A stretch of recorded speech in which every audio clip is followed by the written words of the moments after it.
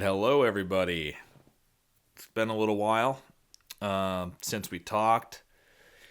Been a lot of stuff going on.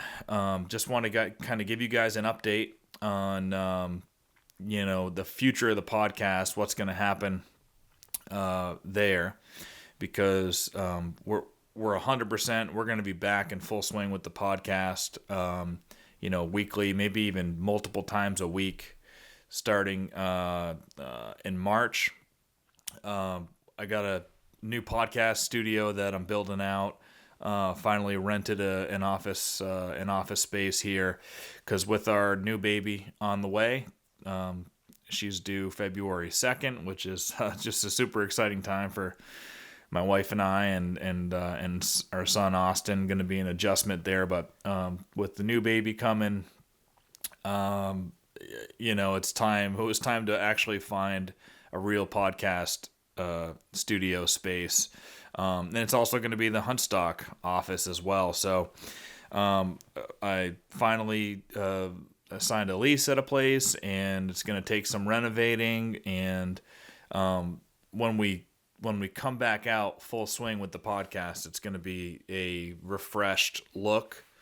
I realize that doing in-person podcasts, although ambitious and something I always wanted to try to do, keeping up with a weekly podcast in person, it's just not going to be sustainable. So, and also, if I want to get new guests and I want to get guys, big name guys across the country that also may bow hunt or hunt the ways that we do, or have knowledge to share with you guys. It's just, how can I get them in person, right? It's so there will be a kind of a refreshed look for the podcast. I'll still be recording them with video, but looking at a couple of different services that will make sure the sound is great, and the video quality is great. But it's going to allow us to kind of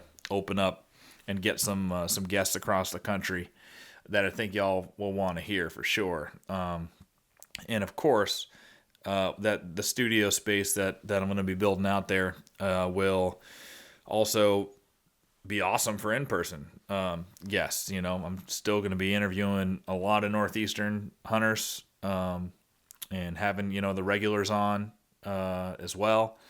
And I just think I'm super excited about what the idea in my head on what I want the space to look like and where I want the podcast to go. But just with the baby being born here in another week from now, and I'm working really hard on this concept that I'm going to tell you guys about after this. With everything going on, it was so hard to try to keep up with the podcast here in December and January. It's been full force on Huntstock, traveling. We went to the ATA show. Pat Burns and I went down to ATA. We spent a lot of time with the Altmans, John and William down there, and Chris Ford. Chris is an awesome guy. Owns Pilot Agency in Boston. He's a big time hunter, and he's just been he's been a great dude to bounce ideas off of, get some advice from, as Pat and I are working on not only Huntstock, but some stuff that we're doing in the music space too, trying to get Joyner Lucas some brand deals. Who's a close friend of Pat. So Chris Ford's been really cool, and generous with his time, and his advice for Pat and I. So we all kind of went down to ATA together.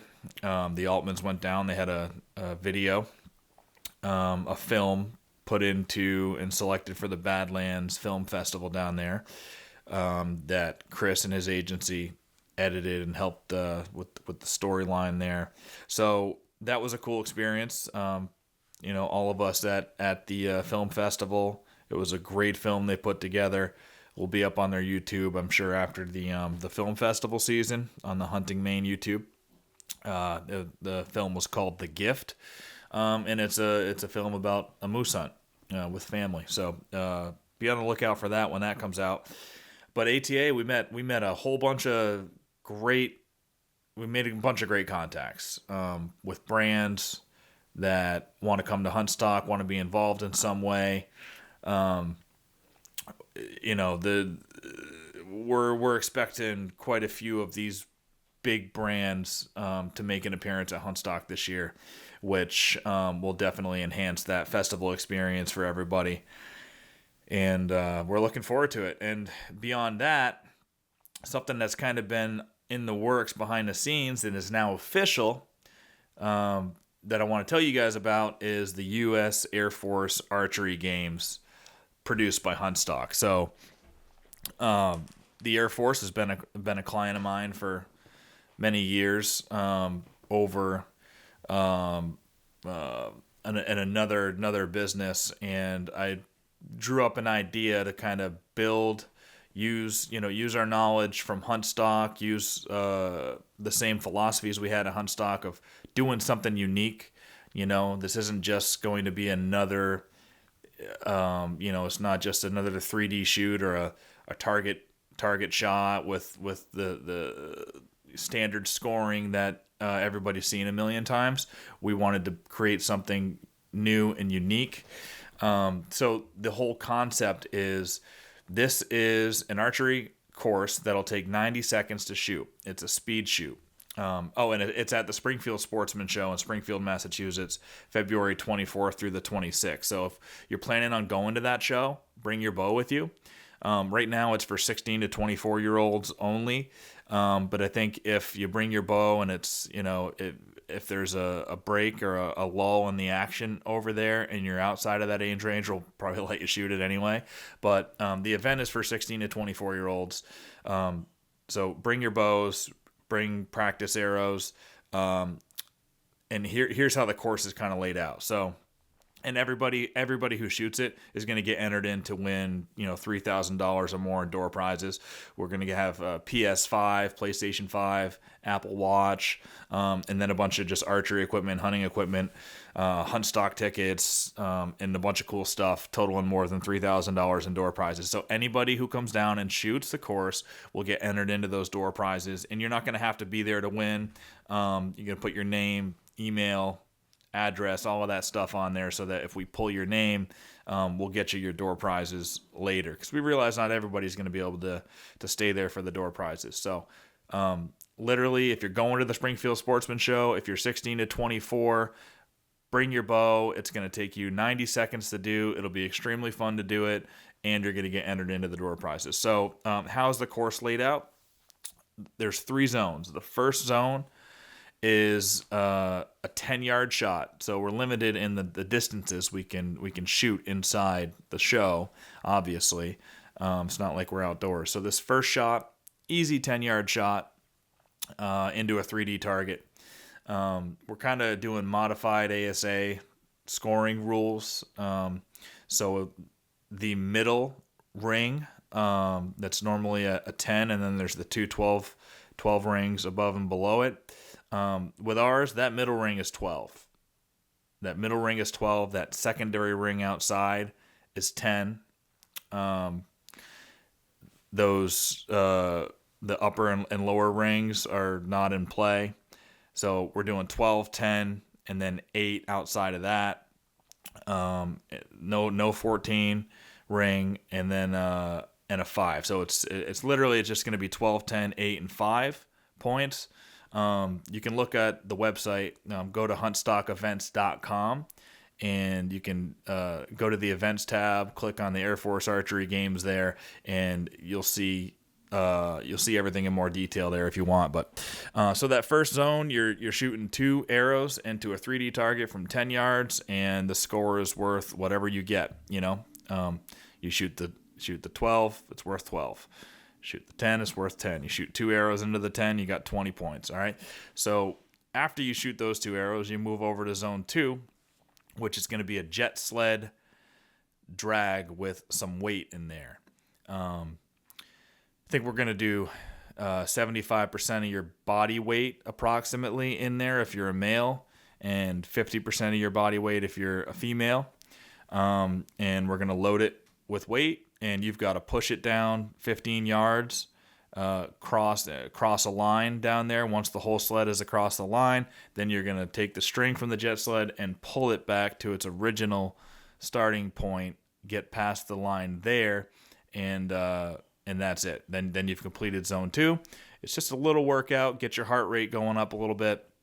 In total, it's 30 yards, 15-yard push, 15-yard pull back. So it should get your heart rate up a little bit, and then you move on to zone 3, which is an 18-yard shot into another 3D target, and you'll finish with 2 arrows there. You got to calm yourself, try to get your heart rate slowing down and take 2 shots at a longer distance with a little bit more pressure. Those 2 shots are worth 2 times the points. So, this is kind of the drama, right? It's can you slow your heart rate down? Can you focus long enough to make 2 great shots there, because that's going to kind of make or break your score. And you got to do all of this in under 90 seconds. You're going against the clock. If you don't do it in under 90 seconds, don't worry, you're still going to get your door prize tickets and stuff, but you will be disqualified from the actual competition part and from the leaderboard and stuff like that. We'll have a leaderboard on display there that shows the top scores. If 2 people happen to shoot the same exact score, the person who finished faster, so the time does come into play, will be the tiebreaker. And really, on the competition side of things, this is supposed to just be a fun new event for y'all to come out and shoot some archery.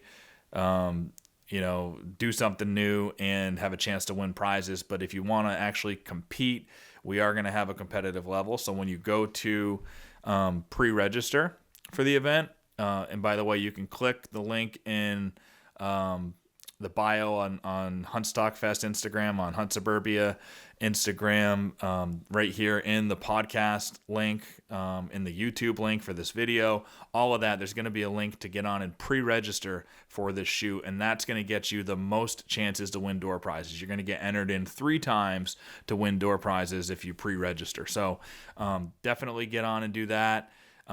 Once you pre-register, just print out the email that you get and you bring that with you to the show. And as you're showing that at the Air Force check-in booth, then we'll know that you get 3 door prize entries. If you just show up, if you don't pre-register, you just show up at the event and you register there, you're going to get 2 door prize entries. So if you want to have the most chances to win something, get on and pre-register. So, when you pre-register, you're going to have an option to sign up for competitive heat or non-competitive. You can just do it casually, or you can sign up for competitive. The big difference is really only if you sign up for competitive, you have to be able to come back on Sunday, because Sunday is when we're going to do the championship. So everybody's in the same pool, 16 to 24-year-olds. There's not 2 different age groups. Everybody's shooting in the same pool, same competition, males, females, no difference either. It's unisex. It's all the one age group. So if you're able to come back to the Springfield Sportsman Show on Sunday, whether you live in the area, you're only an hour away or whatever, and you want to come back and compete for a chance in the championship, then sign up for competitive. And we're going to take the top 8 scores from Friday and Saturday. Those are the qualifying rounds. So if you sign up competitive, you got to shoot either Friday or Saturday as a qualifier. The top 8 scores from Friday or Saturday are going to be invited back for the Sunday championship. And it's going to be in a bracket style tournament, one versus one. You're going to be going head up for somebody else, which will be super fun and exciting to see how that plays out. And then if you win, in the heads up versus your opponent, then you move on to the next round, and then the next round, and then the championship. So that's going to be a lot of fun. We're getting some really unique trophies made up. Some Arrowhead trophies for the first ever Air Force Archery Games top 3. So it's going to be first, second, and third place will get a trophy. And then we're going to have, after the championships on Sunday morning, the course is open again for people to just shoot and have fun shooting it. So you're welcome to come back even if you didn't select the competitive option. You come back and shoot on Sunday if you want as well. So That's the gist of it. Huntstock is putting this on. It's Huntstock is going to be, we'll have our booth there in that same section of the Springfield Sportsman Show. We're going to be pre-selling our tickets to Huntstock there too. We'll have all the door prizes on display over at our booth. We'll have some of our merch out and on display, and we'll just be doing some fun stuff there, like we did last year. Probably recording some podcasts. I guess I think Outdoor Drive's going to be right there next to us. There's a couple other podcasters that were at Huntstock that are seeing if they can clear their schedule and come be a part of it. So we're kind of looking at it like a little mini version of Huntstock within the Springfield Sportsman Show.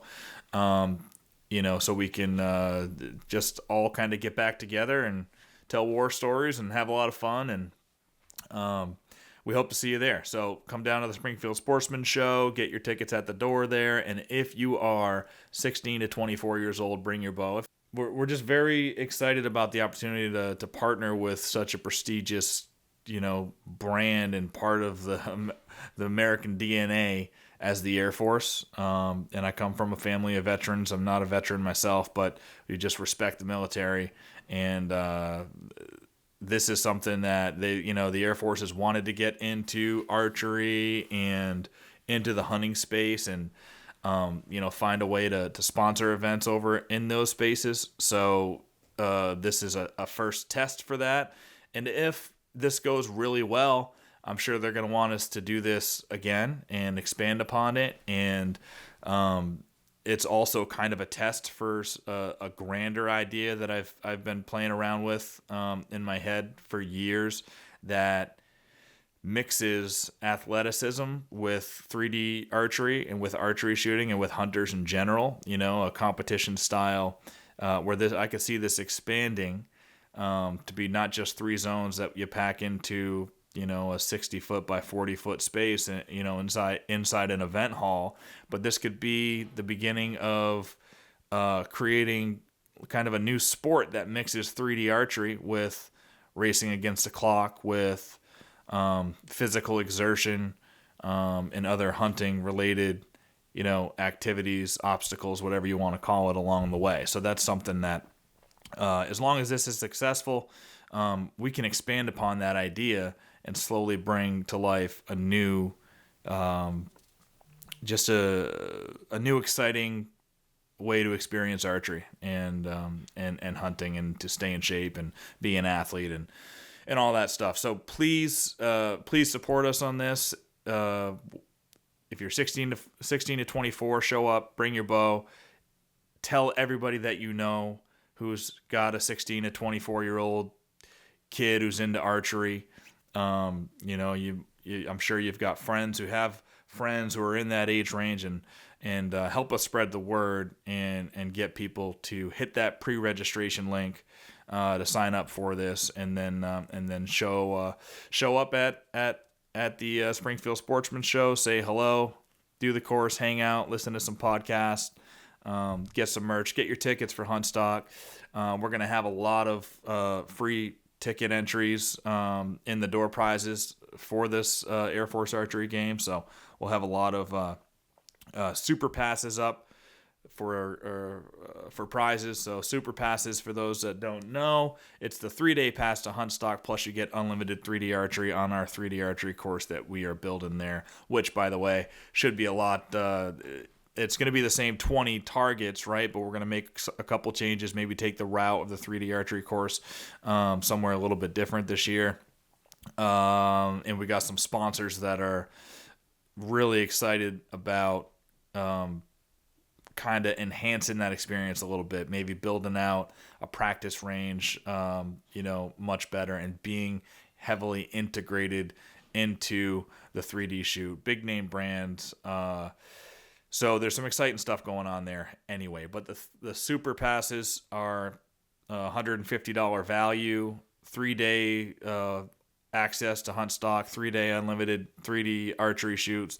The 3D shoot this year is going to be opened up in the morning, a few hours before the regular festival opens up for Huntstock. So you can get you get in your 3D archery even before any of the action opens up in the festival this year. So those super passes will come in super handy. You also get you get an invite to the VIP party on Thursday night with the with the super passes. So that's a party that's reserved for vendors, sponsors, farm staff, hunt stock staff, podcasters, YouTubers, anybody who's got an event booth. Thursday is when we do all of our setup, and that Thursday night party is something special, reserved for all those folks that are building out the festival area. But if you get a super pass, you are also invited. So I think we're going to give away 10 of those to people who participate in the archery games. So that's $1,500 value there. We've got the PS5, PlayStation 5 we're going to give away, an Apple Watch, and we are still figuring out the rest of the door prizes, but there will be plenty of archery equipment, arrows, hunting equipment from saddles and climbing systems, things like that. We'll update the list as we get that more official, but there's going to be just an awesome pile of door prizes for anybody who participates in this. So, all right, that's enough rambling about that subject, but we are excited. Hit that pre-registration link. We're going to start putting out posters, flyers, things like that on Facebook. Please share it, and let's spread the word to that 16 to 24-year-old demo to come on and try this out at the Springfield show. So, beyond that, what else is new? Huntstock. So what's new at Huntstock? There's a lot that's going to be new at Huntstock, and we're not going to make official announcements yet, but we're definitely there's going to be more podcasters there, more YouTubers, plenty of more big brands. We just signed on Mossberg. We are in talks to do some really cool stuff with Sig Sauer and Sig Sauer Academy up out of New Hampshire. We are talking with some upland game groups and some waterfowl groups. Maybe do a waterfowl calling competition.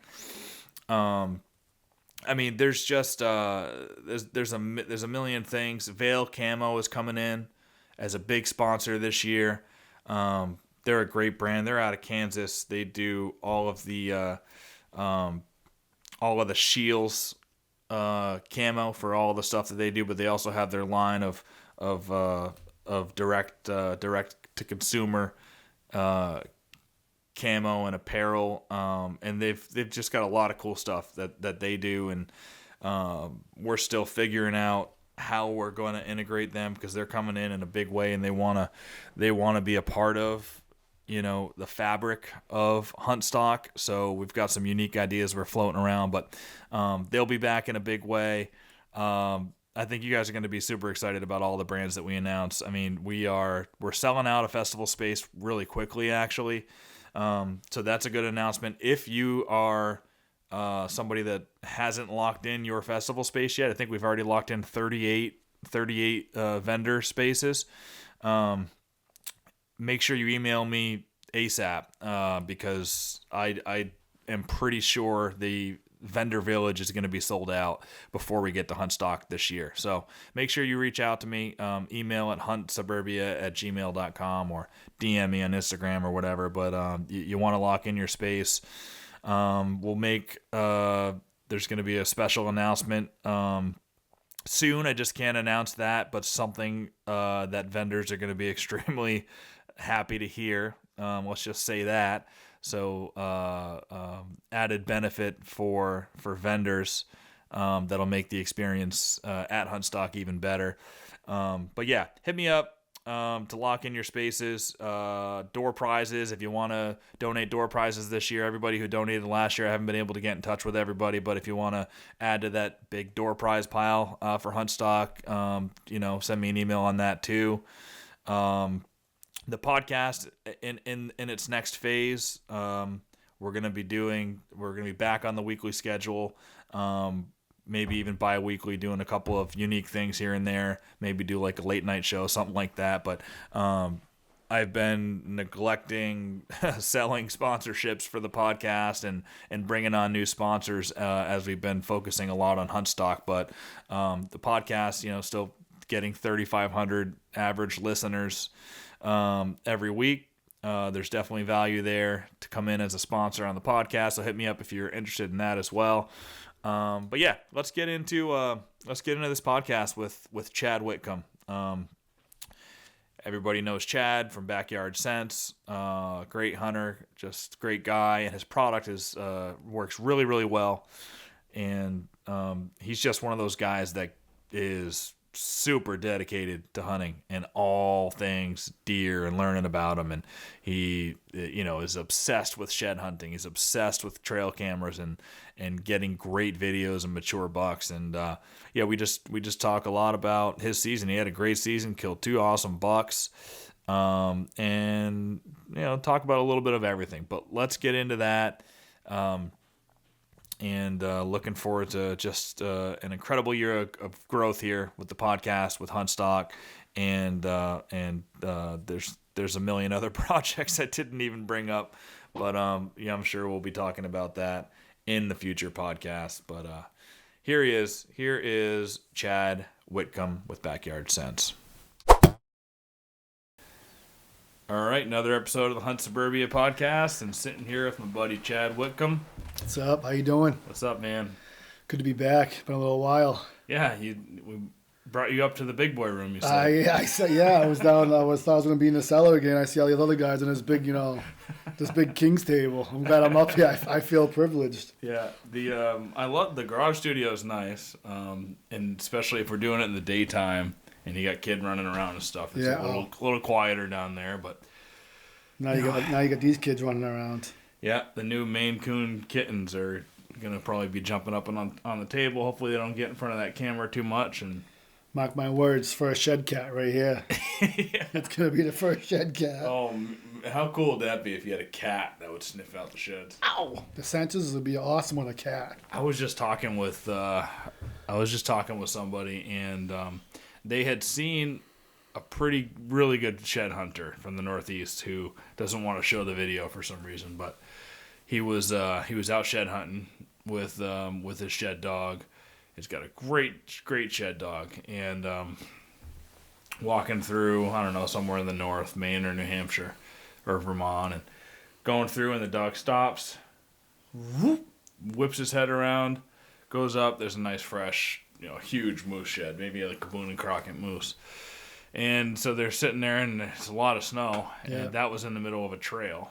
It was pretty packed down, and it was sitting on top of it, fresh. But they're going, the other one must be around here somewhere. So it takes the dog around, starts doing loops around the that first one, doing circles. Yeah. Does another circle, goes out wider, does a third. I think on the 4th or 5th circle.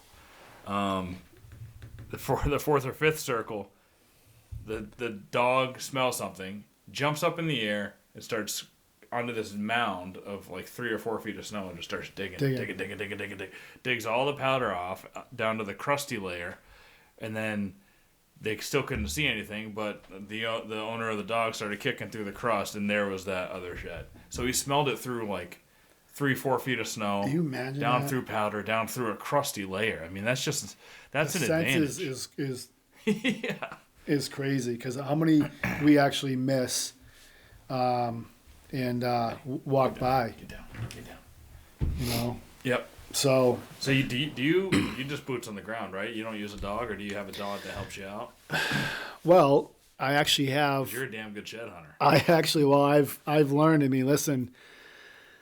Oh God, the boots to the ground is exactly what you just said. It's what it is. I've walked so much land, and back in the day, and watching all these guys come out with these sheds, I'm like, what am I doing wrong? And you just feel like, man, they must have like these areas that nobody else can walk, and you'll be surprised. Like the public ground holds a lot, but it's what you narrow down, what you do. And last year, now this year is gonna be tough because you're gonna find a food source, a late food source, because acorns are very tough right now. Yep. And so last year was my best year. I got 39, and I've never got 39 sheds in my life, but I've built up to that, and I thought back in the day when I got 2 or 3, I was doing good, you Yeah. know. Yep. And I just kept learning. You listen to people. There's always, room to be a sponge and taking everybody else's different angles. And we were just talking about before I turned the camera on. Is this, taking every situation, every avenue is different every second. You're in the woods, something's going to change. And I just started using it. Started, going to the food sources. Started going when the snowfall would come. Give it a couple of days in the snowfall. Follow tracks. Because you learn a lot in the snow. You get so much intel in the snow, and then what you do is you get those areas. You can see the old feeding, the new feeding, and when they come back, and you just keep visiting those areas. And honestly, I was always scared because what people said, kicking deer out. You don't want to go in too early, kick the deer out. You know what? That scared me for so long that you're like, oh, yeah, you got to wait till this time to go, like March, or April and so forth and all that. I've walked through those shed grounds so many times and then find sheds on your own. But you think they mean like kicking them out for deer season, or you mean they said like, oh, you want to keep them where you know they are so that the sheds stay there? I think it's both, because even with hunting, like going into bedding, and I have to give credit to where it's due with Pat Burns after he shot the electric buck. We had a conversation, and I said, what did you do different? And he said he got aggressive. And when you get aggressive, and I thought about it, and then that's where it came to the conversation. I'm like, how many times are we complacent? How many times have we not pushed the envelope enough to make maybe something work? And so since that, pushing and then the shed hunting and walking 7, 8, 10 miles a day, and marking, feeding, marking the runs, looking at the scrapes, and pulling everything together, every little scrape and rub. And then I go at night, sit in my bed, look at my phone and my map, and I look at it. You can almost see the trails of what the deer are doing. And then you can't forget it. And then you just hone in the areas that you can, a lot of these guys shoot deer that they've been following, 4, 5, 6 years. I'm like, how do you follow a deer for that long? It happens. It just boots to the ground. Both of the last 2 years too, like that buck, which is my biggest buck to date that I killed on the ground with the bow, that was a result of me marking down a bedding area, from boots on the ground shed hunting the year before. Yeah. So I mean, it's so valuable. And then this year, the place that I killed my first 8-pointer, and then I had a couple other really nice ones that I was holding out for all year until I shot that 6. That I found that area from the year before too, also just shed hunting. I went in there, I was like, man, there's scrapes everywhere. I think I jumped 10 deer while I was shed hunting in there, and I saw those 10 deer a lot this year. They were in that same spot I ended up jumping them last year, just a big group of does. And you find areas that way. I mean, shed hunting is awesome because you're getting exercise. Yeah. And it really is awesome exercise. You're not worried about all the fresh, stuff cold here. air you get, and you breathe. I mean, It's just awesome. And you're not worried about all the stuff you are when you're hunting either. Like I don't give a shit if I bump a deer out while I'm shed hunting. Maybe to add some stress if I'm going in there every single day. But if I'm generally not going back to the same area. I just canvas new spots and go through there once. And you jump a deer, you jump a deer. I mean, deer get jumped every day by humans, by coyotes. You're not killing them by jumping them. And they're not going to remember that a year from now that you were in there. It's not going to mess anything up. So I like going back to your complacency thing. I'm on the opposite end of the spectrum there. I like to be aggressive. Yeah. And so the thing that happens too is you think about it, and then you sit on the couch and people, I mean, I think jealousy is a big thing too that people look at. We all get jealous of somebody. But the thing is though, how are you going to use that jealousy? Get yourself off the couch, get away from the TV, go out there. In a second, 10 minutes, I don't care if it's a half-hour hunt, can change your whole season. Are you a 1-season hunter, a 2-season, a 3? I mean, I'm a 4-season. I'm already starting. I've already found 2 fresh sheds, but I'm already starting right now for next year. Yeah. And it doesn't stop. It just keeps rolling in. I use my scent all season long. And you'll be surprised. Like deer will bed in the scrapes. They'll still, even after they shed, they still hit the scrapes. It's communication. And it's understanding that, and no, it's just not scent. It's communicating with the deer. You're bringing different deer into the woods. You're bringing different does. You're bringing different bucks, like the traveler buck or the intruder buck. But then you find the sheds and you say, okay, these deer are alive. And then if it's not snow, you see all the sign that pops out because everything's flat. Yeah. The scrapes are there. So then you start saying, okay, if these scrapes are wide open right now, it could be a late season area that the deer are at. You know what I'm saying? So Yep. maybe there's a food source here. So now you start looking at the food source to where the ecohabitats are, to where like the bedding and the thick lines are, those hard natural lines that the woods have, and you're gonna put everything together. And once you start really like sitting back and understanding it, then you start to understand the woods. Mm-hmm. Understanding the woods is huge because then you get to understand how the deer are gonna move and what they're gonna do. You know?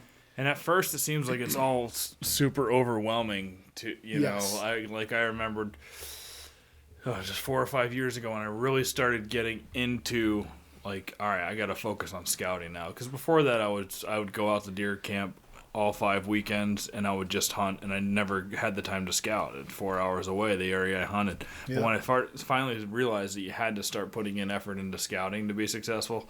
At first, you'd be like, man, it's a little too much. Like, I would find my brain overworking every scenario and thinking you kind of like, you make yourself, you drive yourself crazy because you're like, there's something Trying I'm to get not so getting much or done. that and Yes. this, and you're overthinking every scenario. But now I am at the point where it's like, it's just, once you learn the woods good enough, you learn the deer behavior good enough, now it's just added information, and it really just clears up what you're looking at. It makes everything You clear. kind of said it in a previous podcast about how many times you're on your phone on the maps. Constant. Quite a bit. It's nonstop, and like, just like you said, it's like you can almost start. You can not that you almost can. You can start reading the lay of the land, and figure out where those natural funnels are, those pinch points are. Everything's right there. That's how most people do it. They look at their land, look at the plot, look at where they're hunting, and then you go there, like you said. Either there's scrapes a sign there, or there's a tree stand there. Yeah. It happens. It's just the way it is, and then Yeah. you find those old wooden stands. Yeah. You better start looking around. Yeah, You know what I'm saying? I was just sitting with Scotland the other day. We went down next to a swamp after he missed that buck. He missed three shots with the muzzleloader on one or two, but he shot at 2 different bucks. He said, and he missed them. And that evening we went down and we're sitting next to this swamp in a spot that again it took this year to scout. That wasn't a place I shed hunted last year, but I went in there early this year because it was a place I always wanted to look for. Put a camera up, dropped a salt, one of those trophy rocks there, Yeah. and had a big old mature 8-pointer. He was living there all summer, and I was like thinking to myself again, a little naively, yes, I got a fucking awesome spot here. This is pretty. Spot. This is a pretty sweet spot, especially with the e-bike now too. Like that place opened up because of the e-bike, because there was no place to park. Yeah, but there is a place like a mile up the road I can park. Yeah. And then I just had to drive that Right. on a main road and Yeah. get in there. Yeah. But it opened up because of that e-bike. Anyway, that buck ended up not. He was only there in the summer. As soon as the leaves fell and the acorns dropped, the acorns weren't on that side of the swamp. He was over on the other side. Yeah. Found acorns. And now I know where he is, and we'll talk about that a little bit later too. How I kind of honed in on that. It starts the story. It starts the story, and Yep. when you look at the Onyx maps, they don't tell you everything for sure, and they don't have the best topo. Like if I'm looking at anything with real good land elevations and changes and good hills or mountains, Plateaus. then you look at a different topo map. I would just Right. go to US Topo or My Topos or different topo maps, because Onyx isn't that great. It's Right. every 200 feet or something. I like to look at every You 20. wanna see Some of those them are high every lines, 20, and you yeah. can see, Yeah. So like we're sitting there, and there's an old ass stand, and we just had a conversation, whispering, sitting there. That when you see those, like those took a lot of work to lug that shit in there and build them. Yes. You know, so like they had to have. I'm sure there's a couple out there that they just plopped it up. You know, they were rookie hunters like there are today back then. Right. But I think most of those, like, if they took the effort to build a big elaborate one, they probably did their homework, and it's probably a good spot. I mark those stands all the time. I always put them on my hunt stand. I always put them on. I call them the old Woody because I tell you, man, like I sit there and I actually enjoy it for a second, because the stories and the memories that probably came out of that stand, and the excitement from the years before, and now you got different generations coming in and kind of like reliving that. Yeah. You can see that, and you put the sign together, and you start seeing that sign. You know, you got to pay attention to that stand. Yep. In that area. So. But as far as that, so I feel that I have the worst sits. I really think that the deer have me patterned. I will get some fantastic videos of shooters coming in, and I don't even have a lot of deer underneath my belt. I don't care for that. I try to go for a mature buck, at least 3.5. You got two really good ones this year. We'll talk about later. Yeah, that's a blessing in itself. But just growing up all the way, my first buck I shot, I used to shoot instinctive, and my first buck I shot, I was 16 years old. It was 11 pointer, and my father jinxed me for 20 years. He said it'll be a long time before you top that buck, and it took me 20 years. So I ended up being 36. And what it wasn't a big rack deer, but it dressed 230, and I shot with a bow, and it actually was a year I lost my son and so forth. So I broke that curse, and then I just started sitting there, and even till then, most of the deer I was shooting were 2.5-year-old deer, and I got to the point where I wasn't bored with it. I started seeing potential. In these deer, what they're gonna have, and how you're taught in mass, you're taught that if you don't shoot that deer, the next person down the run's going to shoot it. Yeah. And that is so untrue. It's so untrue. I think it's even untrue in Vermont. It's more true up there though. but it's so untrue here. I just don't have as many hunters. In Vermont you can have 100 hunters in the same patch of woods at a time, and here you don't see it. It definitely is even not like true. Even like the shots that you hear and all that. Like my father would always say, you can almost tell. Like I guess if you could use shotgun as the weapon, you hear these guys shoot, and by the time they're done shooting, they're like they're shooting the clouds in the sky. You know what I'm saying? They're not even leveling off, and the stuff that you're trying to shoot through while a deer's running, whatever it is, it's not always a kill. But so once you got past that part of that, there's good quality deer out there. And listen, 95% of my spots are public, and Me too. Anybody has a right to these spots. Yep. It's your dedication. And I'm going to tell you right now, as far as shed hunting and stuff like that, we working and so forth, we'd have an hour lunch. I've gone, and I knew where we were going to work, and I looked at the smallest piece of woods. I don't care if it's a cul-de-sac. Yeah. Those are the best spots to go. Yeah. I'm not going to give all my spots, but those are the best spots to go because typically those people that are in those neighborhoods don't walk in the woods. And you go in those spots, and I tell you, I did that. We did a tree job. And the woods across, I knew it was only a little 30-acre parcel. And it was all day doing this tree job. They were staring at me. I said, after I'm done with this tree job, I'm going to walk in those woods. I walked in there. I walked all the way around. Good sign. There was a walking trail in there. That's another thing, walking trails. They were in there. As I came back out, the rubs, everything was there. As I was coming back out, I walked in 20 feet away from this line, and I tried to walk in a little bit different. Just behind the house, 75 feet, there was 3 sheds on top of each other. Looked like 2 bucks came together. They got 2 small, tangled their heads. Tangled. Yeah. One of them lost both, and the other one lost one. Yep. And I said, I knew it. I knew the whole time, 200 feet from me where I was working, they were there. But after working all day, I still went in there and did it. And that's how you just got to keep pushing and being aggressive. Yeah. In the last couple of years, I've been super aggressive with things with the bedding areas. I'm a tree stand hunter, and I don't know if you're the same way. You get in a tree stand like after like a half hour, like I should be over there. I should be over there. What's over there? Yeah. You want to be somewhere else. Yeah. I love tree stand hunting because I love watching a deer, learning a deer, filming as much as I can, and just seeing wildlife. And then this year was completely different everything I knew. But your stands are pretty high, aren't they? Super high. Yeah. I'm average 25 feet is probably the lowest. Yeah. Because Scotland and I going through the woods last week, he's like, oh, there's one right there. You could see it from a long ways away. Like, holy shit, that is the highest you stand. guys are crossing the creek? And then we crossed the creek, and then I was like, oh, I'm sure that's one of Chad's cameras. Yeah. And then I saw you smirking. And then I got a... And I was like, that's Chad texting me right now with the video. And I pulled it out. Yeah. Well, you didn't see I was smirking because we went through it. I went through it like this. I don't think that came in your video. You know what I didn't do? I saw you smirking. You were pretty much on the right side of the frame of the camera. And I could see you smirking. I knew you were going to do something. And I should upload the video to see what it is, to see if it's on there and so forth. But a lot of my friends will say, I put a lot of friends in the woods. I kind of calmed down from that and so forth. But I love hunting with a good group of people that will respect you, respect your woods, Yep. know their weapons and what they're allowed to shoot and so forth and stuff like that. And we're all getting the stands and we'll text and all that. And my buddy that passed away this year, Mark, one of the craziest things he said, and the funniest thing was we're on a walk. He texted, talking to everybody, and like it was like I don't know, like a half hour later, he comes back on. He goes, yeah. He goes, I just let go of the tree. He goes, I didn't know I was going to be in the nosebleed section. He goes, I didn't know it was going to be 50 feet in the air. I said, hey, at least the deer won't see you. But yeah.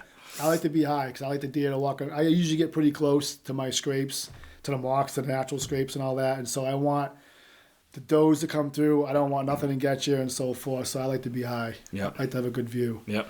So, but for those who don't know who Chad is, maybe a couple watching, he owns Backyard Scents, and he's got a proprietary scent formula. They'll tell you, he's not going to tell you everything about it, but it's all gland. There's no urines in it, and never goes bad. And you just realize after getting to know Chad and keeping up with all his videos and group chats and stuff that we're a part of, and there's not very many people that are as dedicated as you are to having cameras, watching scrapes, and you get a ton of nice bucks on camera. Yeah. And so you come close to being a scientist on deer from Deer Behavior probably over the last 5-6 years. How long have you had the company open and been really? So I think so it started like I wanted to start it probably like about 12 years ago, maybe longer, because I just felt like what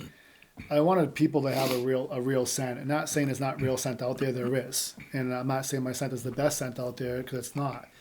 But I know it's a real scent, and I know that it does what it's supposed to do for the situations it does. The rubs, the licking branches, the scraping, and so forth. Once you start understanding that, you kind of like you said, it's like you start getting into it, and like you start being like a scientist and figuring it out, and it's a true communication portal. The bucks can tell when the does are, how close they are, the dominancy with the other bucks. Yep. How mature the does are. It's a crazy what you can get from all that information. And so I started looking into it, and I started doing research, and a buddy of mine was making it first and so forth for a while. And he unfortunately had a heart attack on the sidewalk and ended up passing away. Jeez, man. And so we were super close with it and all that. I didn't know what his formula was and what he was doing. And I'm going to tell you, I took a year off from scent, and I didn't like it. And there's a lot of people and listen, to each its own on everything. Some people can hunt, not use scent, don't want to screw up the big bucks and all that. I can understand, because trying to fool those mature bucks, it's not an easy game. You're gonna be on point. And so I took a year off to see. I just wanted to see what would happen with my scrapes, the mock scrapes, and the natural scrapes. Well, I can tell you, I told you before we even turned this on that I took a year off. I didn't put your scents up anywhere. I didn't put any scents. I didn't even. I didn't use cover scent or anything. I just kind of was like, all right, I'm going in, I'm hunting, playing the wind. That's my game plan this year. I'm still going to sit over scrapes and stuff. I still had cameras over scrapes, but I had way less action on scrapes this year than I did last year. And the only real defining factor was I didn't use scent this year. So people, so they don't understand is that there's a million scrapes out there. There's a million rubs out there. Starting to understand dominant scrapes, community scrapes is huge. You can get like territorial scrapes, stuff like that, whatever they say, whatever deer don't be territorial, whatever and all that, but you'll just get scrapes that'll be in the middle of nowhere with nothing. If you can find a scrape with a rub and a licking branch that's all busted up, there's something serious going on there. Yeah. You got to find out what's going on. But even sometimes with those, there is some seasonal stuff that goes on when they move. And I'm going to tell you right now, if the food's not there, they're going to move. And that this year was a weird year with food. It was a super weird year. Even I've never seen does move so far. Typically, the does to me, I've always known that they're home bodies. They pretty much stay where they are. The last 2 years has been different. There was good food last year, and I had a lot of good movement with the does. But I'm starting to see that the does, they travel pretty far as well. What they do, because their circle, whenever they come around, it could be a few days as well. And where they are, the camera. Like, you put a camera in this room, right, in this one little place, you're getting such small real estate on a trail camera. Yeah. And we all do it. Yeah. We hunt the cameras. I know. And you're like, oh, my cameras are dead. Yeah. You know how many times I've sat in a stand and watched the shooter and watched a deer come through and walked behind the camera, around the camera? Most of the times that I'm in a stand and I see deer, they're not going in front Never of the camera. go in front of the camera. Most of them. you rarely get one while you're in standing. You're like, oh, there he walked through. That one walked through the camera. It's probably 10% of all the sightings. Yeah. The biggest thing was the more time I put in the woods, and it doesn't have to be like, oh, you got to get in there an hour early and all that. You don't want to mess other guys up, but get in the woods. Just get in the woods and hunt it. Yep. And change it. And listen, if someone says something about something else, Yep. try that. The situations change as the season comes through. Just change it up. So it's been, I think, about 2018 since I've started it and so forth. I believe that's when I really got everything kind of really serious and so forth. And is that when you started getting more crazy with cameras and more obsessed with stuff? Was there a time where, was it 2016 where it really, it's like you went from, like you said, shooting 2.5-year-olds to like, I want to see the potential now. Did that, like, all of that kind of click at the same time, and then you spent more time in the woods, or you've always been that way? Nope. So, I mean, I'm not a meat hunter at all. I don't have to shoot a deer because honestly, I want to find more sheds. You know what I'm saying? I don't have to shoot the deer. You're a shed I just want to find their sheds. Yeah. I want to build that story. I want to have the history. I want to start writing that story. Yeah. And then having that feat and doing that is what I want to do. I've always liked to be able to get at least one deer a year. I didn't want to be the person that goes out there and just shoots all these deer. I want to utilize it. I don't want to, take from anybody else. So it was a progression. My father showed me the woods, and I just took off running. Like, I loved the woods. Like, I didn't play. I did freshman year and like senior year, but I didn't play sports in high school because I wanted to hunt. I wanted to be in the woods. Like, yeah. So you've had this. Okay. Yeah. So I've been driven to be in the woods. Yeah. Started out with a hatchet, my father, a pocket knife, and all that. You know what I'm saying? I've always wanted to be around that.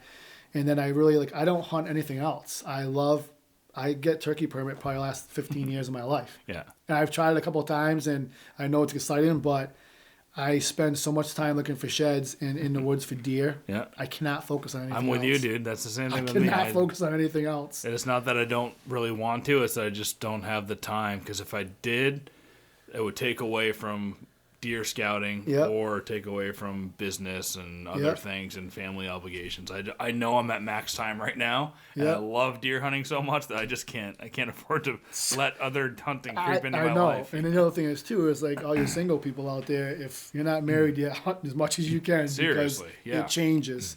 And I think my wife, she is awesome with it. She's like, oh, going hunting again. But now it's a business. Yeah. So it changes now. Like, I'm going to work. Yeah. I got to get some good intel and so forth, whatever. But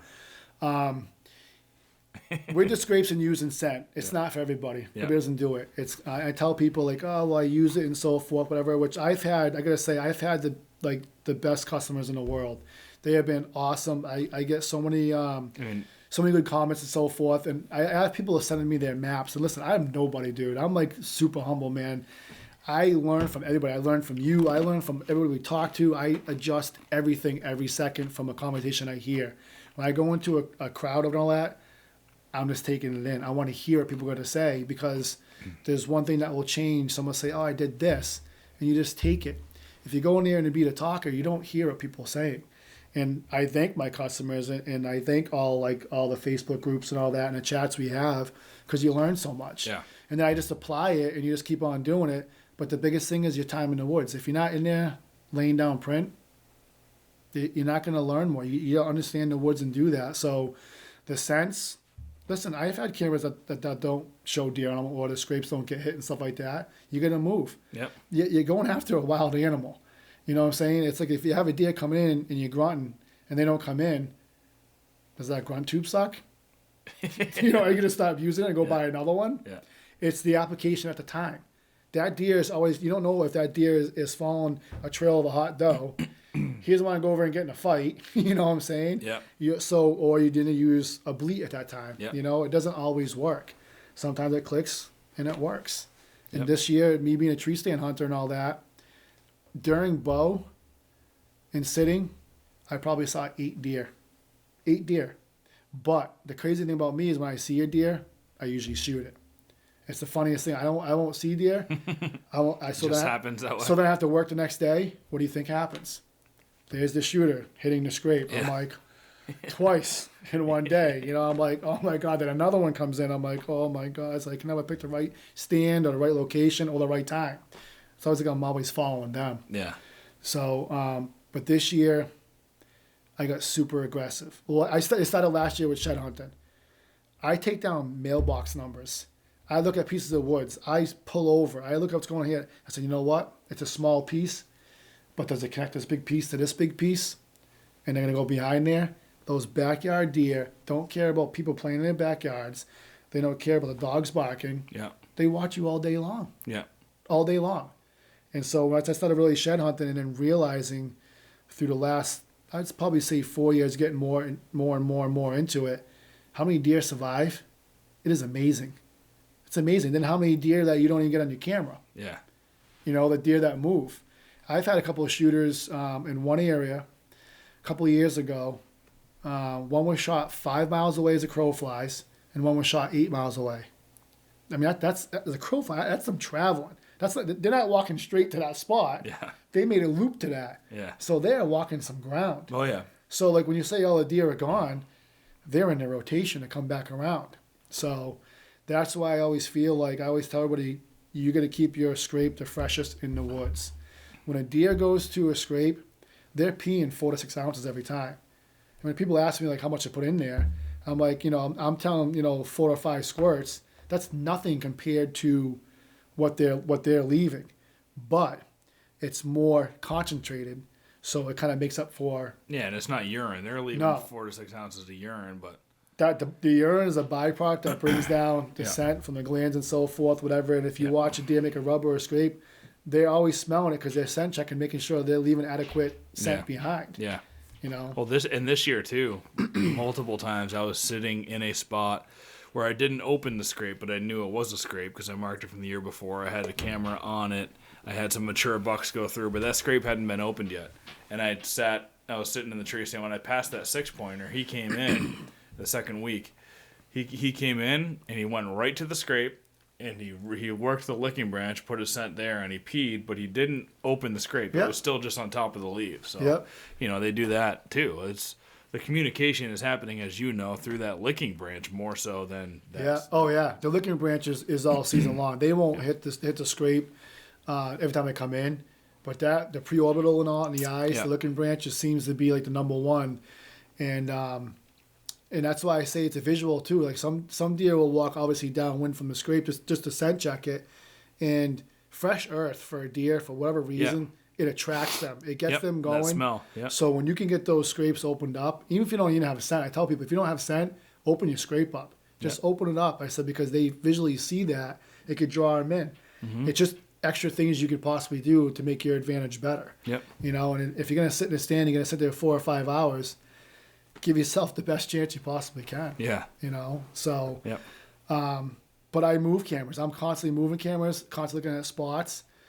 But then when we come down to complacency and coming down to 4 seasons, do you know what that deer does through all 4 seasons, where it moves, where it really is? And do you have that camera on there from summer to beginning of bow to shotgun to muzzleloader to the end, to shed season? Once you start understanding what that deer does, then you're going to say, okay, this is how I need to change to it. Halfway through bow, there was no food. There was no food anywhere besides hitting the green field, stuff like that, whatever. I said to myself, I actually did those videos. I said, I'm going to go find food. I'm going to find acorns. And so I went to Big Woods. And first time ever being in there, and I just kept looking. I just kept, like, here's this plot right here. I would start from one corner, and then all I do is let I don't have a real game plan. I would look at what a pinch point is in the swamps. I love swamps. And I'll go to that. I'll say, okay, well, if this is here, there's a house here. I said, this is a narrow area right here. These are going to come through here, and I'll start there. Then I'll follow the sign, and it's just going through slow. We always have this thing we have to walk in the woods and get through it. It's great to see a tail. Yeah. It's good to see a deer jump away. No, yeah. But if you take your time and actually absorb what's in front of you, I always say like walk as fast as your eyes can eat.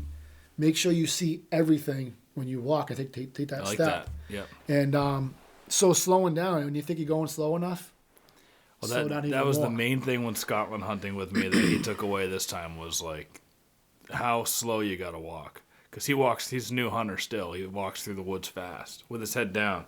You can tell his head's down a lot. He's looking where he's going. But go real slow with your eyes up. You know, memorize a few steps where you're gonna place your feet, 3 or 4 steps ahead. Identify any major, noisemakers in front of you. And then plan that 5 feet out every time. Yep, and then eyes up. And like we were talking, in that area where I jumped those does the first time when you saw me going through. I jumped those 4 doe. We went right through there again, but kind of like hugged the western side of that. Rather than go up northeast, we kind of hugged the western side of those rolling hills, and we were just getting up to slowly creeping to the top of each one and looking out. And I mean, very, very slow. What do you do when you go on top of a hill? What's the first thing you do? When I get up there, I peek over it, and I scan everywhere that I can see in the new spot. Always have your weapon ready. Yeah. Oh yeah. That's when it happens. Of course. You pop up over your head, and they're looking at you. The gun's down here, or it's slung. Yep, and it was just one of those hills we popped up, and I was like, "Ooh, there's Evan, get up here." Yeah. Because there was a deer there, and it had a big body, and you couldn't see the head. It was behind a tree. I'm pretty sure it was going to be a buck. It was just a huge doe, and there was a bunch of nanny does, dude. It was like 8 or 9 or 10 of them. Yep. We watched them for a while, but yeah, you got to go real slow. Yep, and that's the thing. And I watched way back when in the old videos. Unless you're tracking. If you're tracking and you're on a specific buck track, though, and he's going through open stuff, you know when to speed up and when to slow down.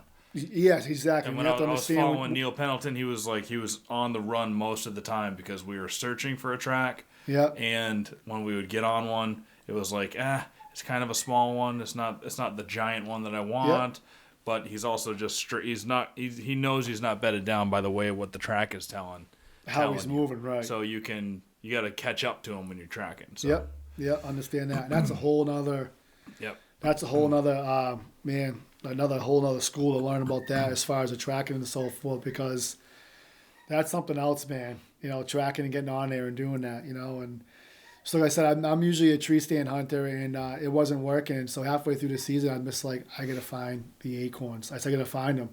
And I just knew some spots and went in there. And as soon as I walked in, there was acorns. Yep. And they were everywhere. And then there was deer. And so what I thought was that that was gonna help me, and it did. I mean, I had a lot of shooters hit the scrapes and so forth, natural or mock, but just the time I could get the hunt at that time wasn't enough. And if I could hunt all season long, like I'm sure all of us, we would tag out. Yeah. But unfortunately, work and life, plays a part in that. And I went in there. I said I knew it, so I stayed tight to it. And I actually shed hunted this area, and I found no giants. I found one good 8-point, which is 2.5-year-old skinny, which I think it might be that big wide 8. Yeah. But he's grown substantially. I mean, we had a good acorn crop last year, but walking that whole piece and knowing what I know now, how I walked through there is completely different. And once the deer started showing up and finding these scrapes and understanding like with these little, you get these oaks and then you have like these little wallows in there, right? And it seems like everything just goes down to these wallows and the feeding in there is crazy. And there's a little separate like water that comes through. There's a little bit of a wet spot. And so you got oaks out here, and then you had this real little thick spot, probably like 150 yards long by like 40 yards wide. And every tree in there was hit with rubs. Yeah. I'm like, I can remember this area for next year. And so piecing every spot together, every day I would do something different. I don't care if it was an hour, half hour, whatever it was. I put a piece of the puzzle together and kept building that area and understanding that whole block. And it's still a huge piece, and I'm still not even close on it. And so I put the camera, started moving things around, getting stands, put them in there, whatever, all that, and things started happening. I started getting on deer. I started seeing deer. The cameras were on fire, and then it's public ground. And then what was happening, what changed my strategy a little bit is that people that were walking at like 7 in the morning on a Saturday, during bow and so forth, I'm like, walking their dogs. Yeah. Yeah. But sometimes though, I'll tell you what, man. Yeah. You can use. I've had deer get pushed back into me, back around. Yeah. They're used to those people. Yep. They don't care. But then I changed. There was a point in time during. So then, kind of bow was coming to the end, and I was hunting the spot, And I had one picture of a shooter on the 25th of November, and he was coming out of a private piece. He just crossed the wall, and it wasn't a huge body deer, but he had a decent rack on him. And so I was trying to hunt that deer, and I can't use cameras in that spot either. But the spot that I had mine was outside of that piece of property, and so I had one camera in there for intel on the outside, and I never saw a deer, but I started seeing big rubs, and then the green fields were getting hammered, like getting muddy. They were getting hammered so bad. I'm like, all right, I said, something's going on here. So I hunted it the last day of bow, the last afternoon. My scrapes were hit up. There was rubs. There was more scrapes. I'm like, all right, they're coming through here. And I sat there. I didn't see anything. Walked out to my truck. I'm about 200 yards from my truck, and I looked down. I could just see rack 40 yards in front of my truck. I'm like, you got to be kidding me. So I had to remote start my truck to kick that buck off to me to go down there so he wouldn't know I was there and so forth, because it was next to the barn and the houses and whatever, so he knew, well, vehicles. So he ran off into the woods. I got out of there as fast as I could. So I didn't forget that. I said, okay. I'm like, there's a shooter in here. Then I see there's a big shooter, there's a big cedar rub, and it's not hit every year, and it was hit this year. Hold on a second. Yeah, those cedar rubs. That's what I find the most signpost rubs in Massachusetts are on the cedars. When you can find those cedars, Yeah. there's a big old 14-inch cedar, and it was hit. And I walked through there a few times, and I'm like, something's moved in. I said, something big's moved in. So I started hunting back, and I started watching the fields. There was so many different runs coming into this field that it's impossible to pick which one they're going to come on.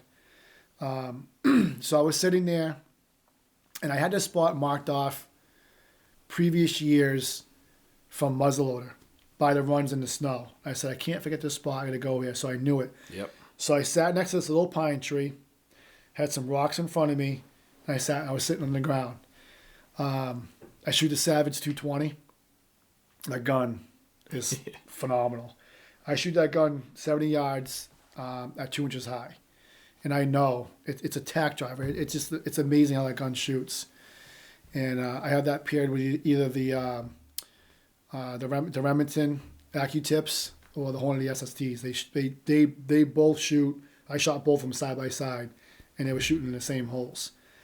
So that's what I had in there. And so I'm sitting there looking up, and I was being aggressive. And another thing I learned, I watched all 4 seasons of Hunt the Public. And the way those guys are, their stalking and the slowness and all that, really taught me to slow way, way down. Mm-hmm. And so I was on the ground, snapping sticks, rattling, grunting, bleeding, just doing whatever. I had a great wind, which is a very unusual wind for there. Usually it's always a dead west wind, and it blows that field. That's why the deer come from the other side. They're walking right into the west wind, and that whole field is already blown if you're sitting anywhere on it. And the wind was weird that year. I said, this is it. I said, something's going to happen because the wind's perfect. So I was sitting there watching, kept looking up. And it was about, I think it was probably just about 4 o'clock. I was laying down looking up against the tree. I looked up and I see a buck coming out. And he had a good spread on him. And I said, oh, it's that young 8-point I was seeing. He's got real short eye guards. And I'm sitting there and I'm watching it. He's about 168 yards when he first came out. And I'm looking at it, I said, And he's feeding him. He comes out, dude, his head is to the ground. And I'm like, he turned, I'm like, 1, 2, 3, 4. I said, that's more points than I remember on the other one. And I didn't realize what it was. And then I'm like, looked at it, I'm like, 1, 2, 3, 4, 5. I put the scope up, looked at it, I said, shooter. I'm like, that's a shooter. I'm like, holy smoke. So I had my range find and I'm trying to range it. And it was just too much stuff in front of me. I couldn't range it. And so I looked down and I could see there's a white oak right there, and it had a limb like perfect, like 4.5 feet up, like this 1-inch limb. Yeah. And I said, oh my God, it's gonna be a perfect dress. I can wrap my arm around it. It's like perfect. And he's coming right out, and he's coming like 1/4 2. So I said, all right, here it is being aggressive. Do I wait the deer out in the wind? Because the wind was swirling. So do I wait it out? I'm like, nope. Dude, I left my bag, everything right there. Yep. I grabbed my gun, And I walked real slow down that edge, Yep. 20 feet. And I'm right along the edge of the field, just in the wood line, about 5 feet. And as I'm walking, there's a small buck that was coming behind him, and he looked up at me. But what they naturally always do is they look towards the west. That's where the wind's usually blowing from. And there's a little bit of a byway right there. They look through the byway. And I said, shoot, he caught me. I was halfway down. He came out and started feeding. I said, sweet. I got set up, and I'm watching, and I get the scope, put it on 9 power, and I'm just like going back and forth. Now the buck's kind of like quartering to me, so he's got his head down. So I got between his neck and between his shoulder, and I know it's going to go diagonally through, and it's going to hit everything pretty serious through that front. And I said, well, it's now or never. Yep. I just pulled up in the crosshairs, and I just breathed, put him on there. Dude dropped in his tracks. His rear end came down so fast, his head came up and dropped.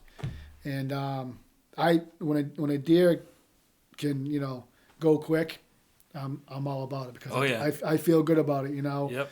And dropped him. I range find it was 125 yards to where he was. Wow. And I said, that's the longest shot I've ever taken. Yep. But the importance of knowing your weapon, Yep. shooting your weapon, you do all that work all year long. You sit so long, with your bow, and you're going to pull the trigger on anything you're going to do, and you don't know how it's going to shoot. I don't want that. 100%. I don't want that. I want confidence, Yep.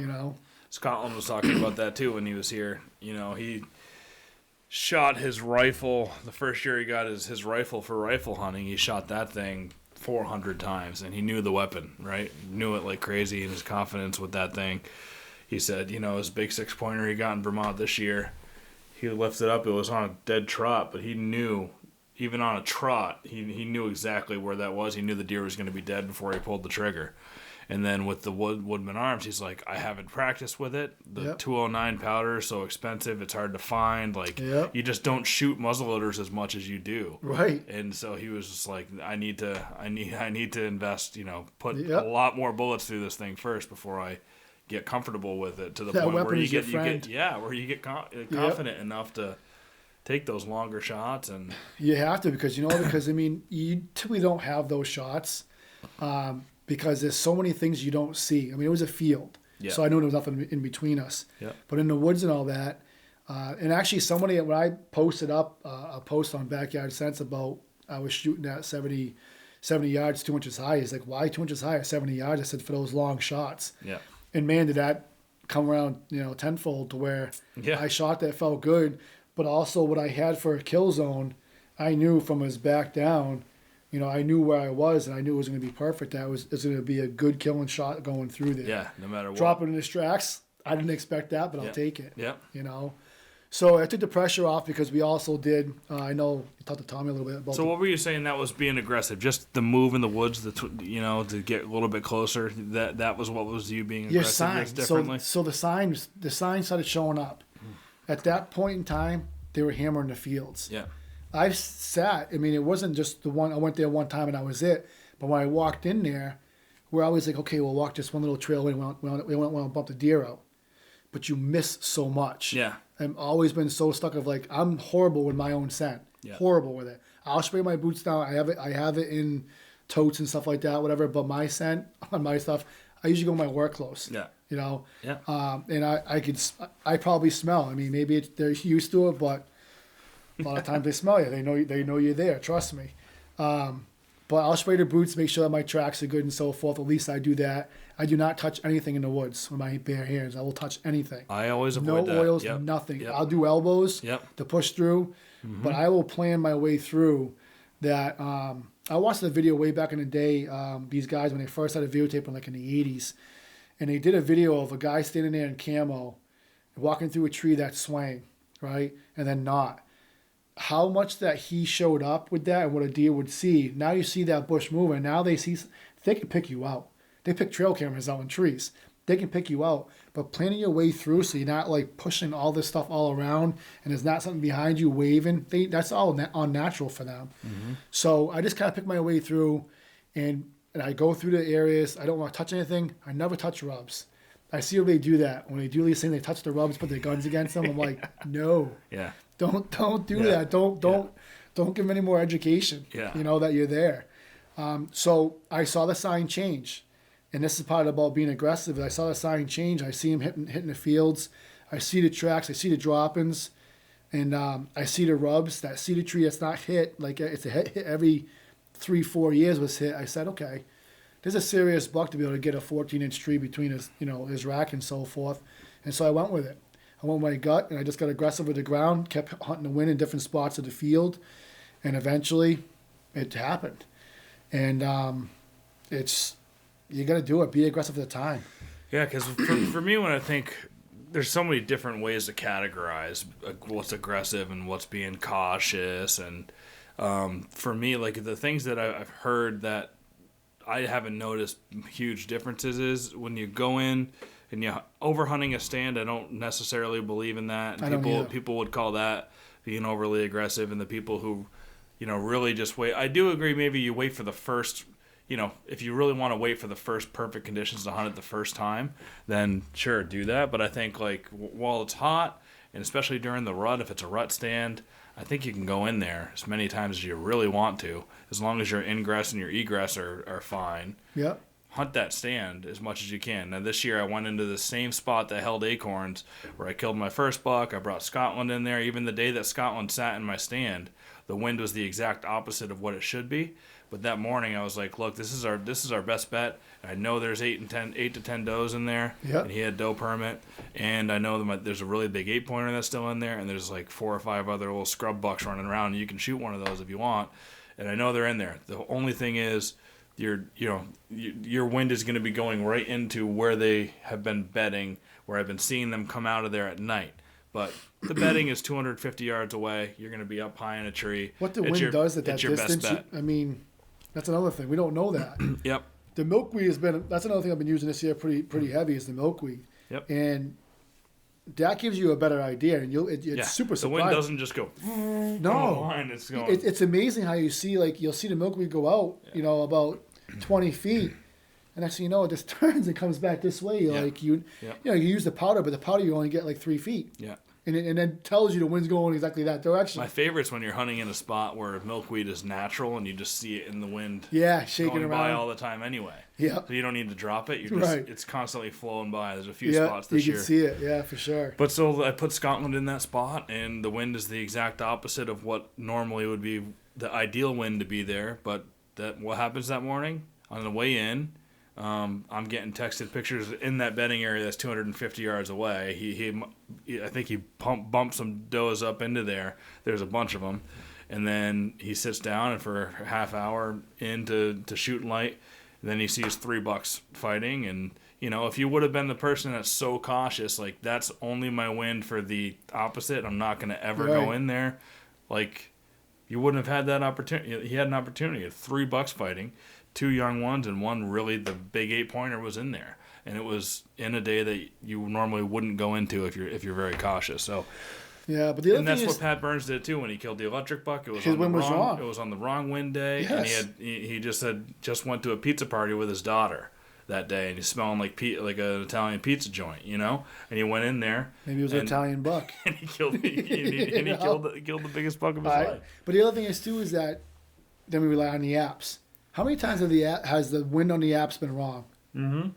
I don't think in the last 2 years my app has been right with the wind. Yep. I don't care what you watch on weather. Every time I go in there, it's never the direction they say it is, and it always changes up.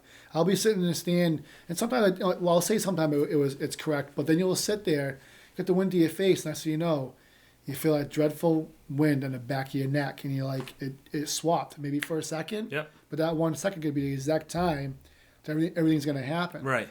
And that's another thing, too, is like if you don't do it, if you always go, the wind's wrong. Yep. I was in Illinois. We were second to the last day of the hunt. And I had a spot that was a funnel. And I sat in the bed. It was only 2 of us that had to tag out. I had to shoot deer. And so my buddy was going to go in, and I woke up, I was laying in bed, I'm like, nah, I'm not going to go in. The wind's wrong. I pushed myself, got out there, and I'm shooting the biggest deer in my life. Yeah. Yeah. And if I didn't do that, I sat in bed, would have never known. And I'm not saying that I don't look at the wind is extremely important, and I look at the wind and I plan my next day's hunt based on what the wind forecast is telling me, and that's how I do plan all my hunts and sits. But if the wind shifts a little bit and it looks like, and you're just like, nah, I Yeah. convince myself when it shifts a little bit that I'm like, that's fine. Like this still is the good spot to go. If there's recent pictures, there's stuff going on in there, a little shift is fine. Sometimes that's even better than what you think the perfect wind is. Yep. The little offset wind is sometimes even way better. I hate when I'm in there and the wind is completely the wrong way. I hate that, but you still do shoot deer and have opportunities that way. I mean, how many times I've been into the stand, gone in the perfect way, came in with the wind in my face, and then with that 6-pointer this year, when I passed him, he was walking right the same trail that I came in. Yep. You know, I just walked through 2 hours ago. He was right on my boot track, walking the same exact trail, and my wind was blowing right at him. And he never alerted, never nothing. Never got I was phased. only 12 feet up a tree, when I passed him. I wasn't very high in that tree. I remember he came close to you too. And he came right down below me 10 yards, and the wind was blowing right at him. It was this way, right at him. And, he never smelled it. I mean, it's obviously you want to play the wind, but I just think don't be afraid to hunt your good stands over and over again. Yeah. And like you were saying, when in Illinois, especially if you're on a trip somewhere, and you have limited days there. Yeah. Don't just say I don't want to blow that spot up because the wind's not right. Like just hunt, dude. It's 19 hours away. Go blow it up. Just hunt. Go blow it up. We were in the middle of nowhere in North Dakota this year, and Dan Jarrah's super cautious. Kevin Polis is usually pretty cautious too, and I'm just like the opposite of them. And we're coming up with game plans on what to do, for different evenings. This is after we glassed and we saw where bucks were coming down, 800 yards away. It was awesome. This style of hunting was so cool. Yeah. And we saw them come down, 3 of them, and 1 branched off that way and beds there, and 2 went this way. So we have an idea where they're bedding. We know their food source was up on top there. Yep. We know they're going up through the draws to get there, and there's only 2 or 3 that they're likely from where they bed. There's probably 2 they're going to take, right? Yeah. And I would be like, well, let's get in those freaking 2 draws, and those guys would be like, sometimes, let's just make sure the wind is perfect. The wind doesn't look very good for it. I don't want to risk blowing the only bucks that we have to hunt here out of there. And it's like, dude, we're here for... But how do you know if you don't go in there and drop that? We're here for 5 or 6 days, and we only got a few more days left, and there's not very many bucks around.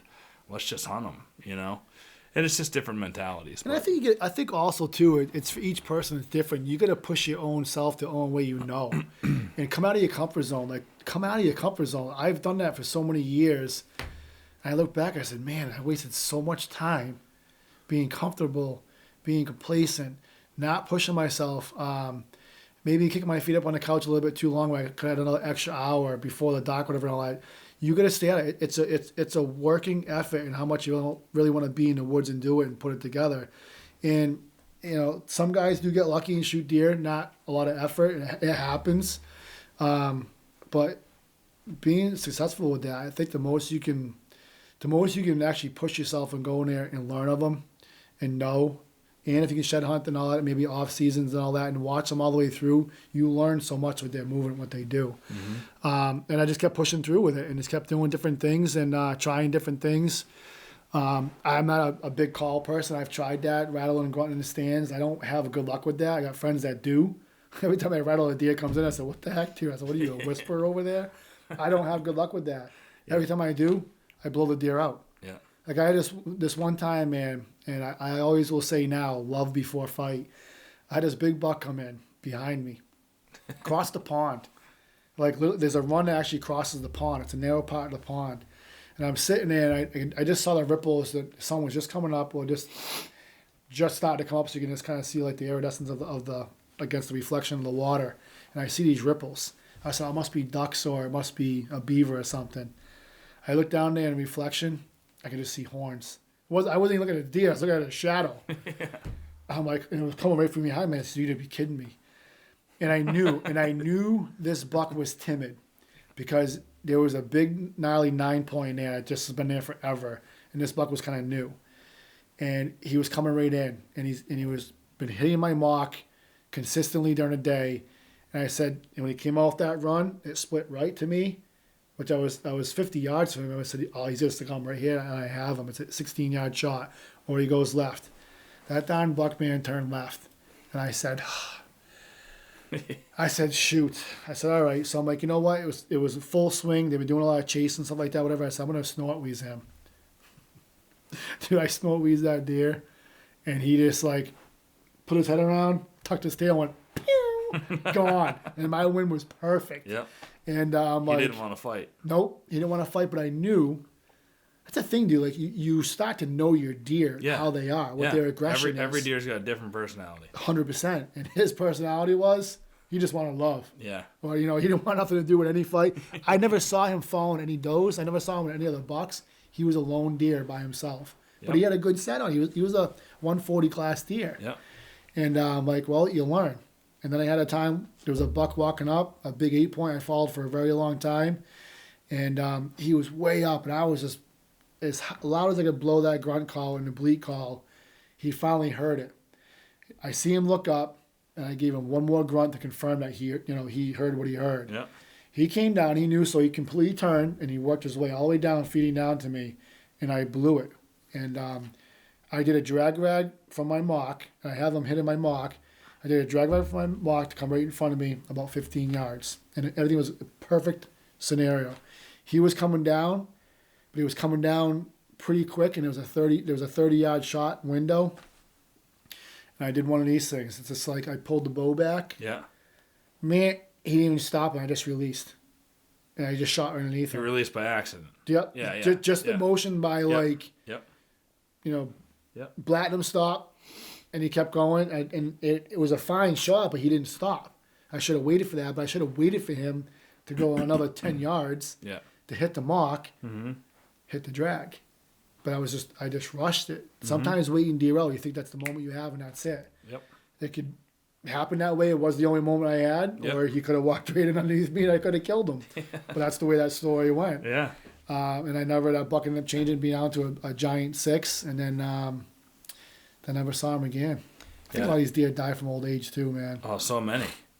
I think if you're not tracking patience for your shot, like making sure you just have a perfect shot, it's key.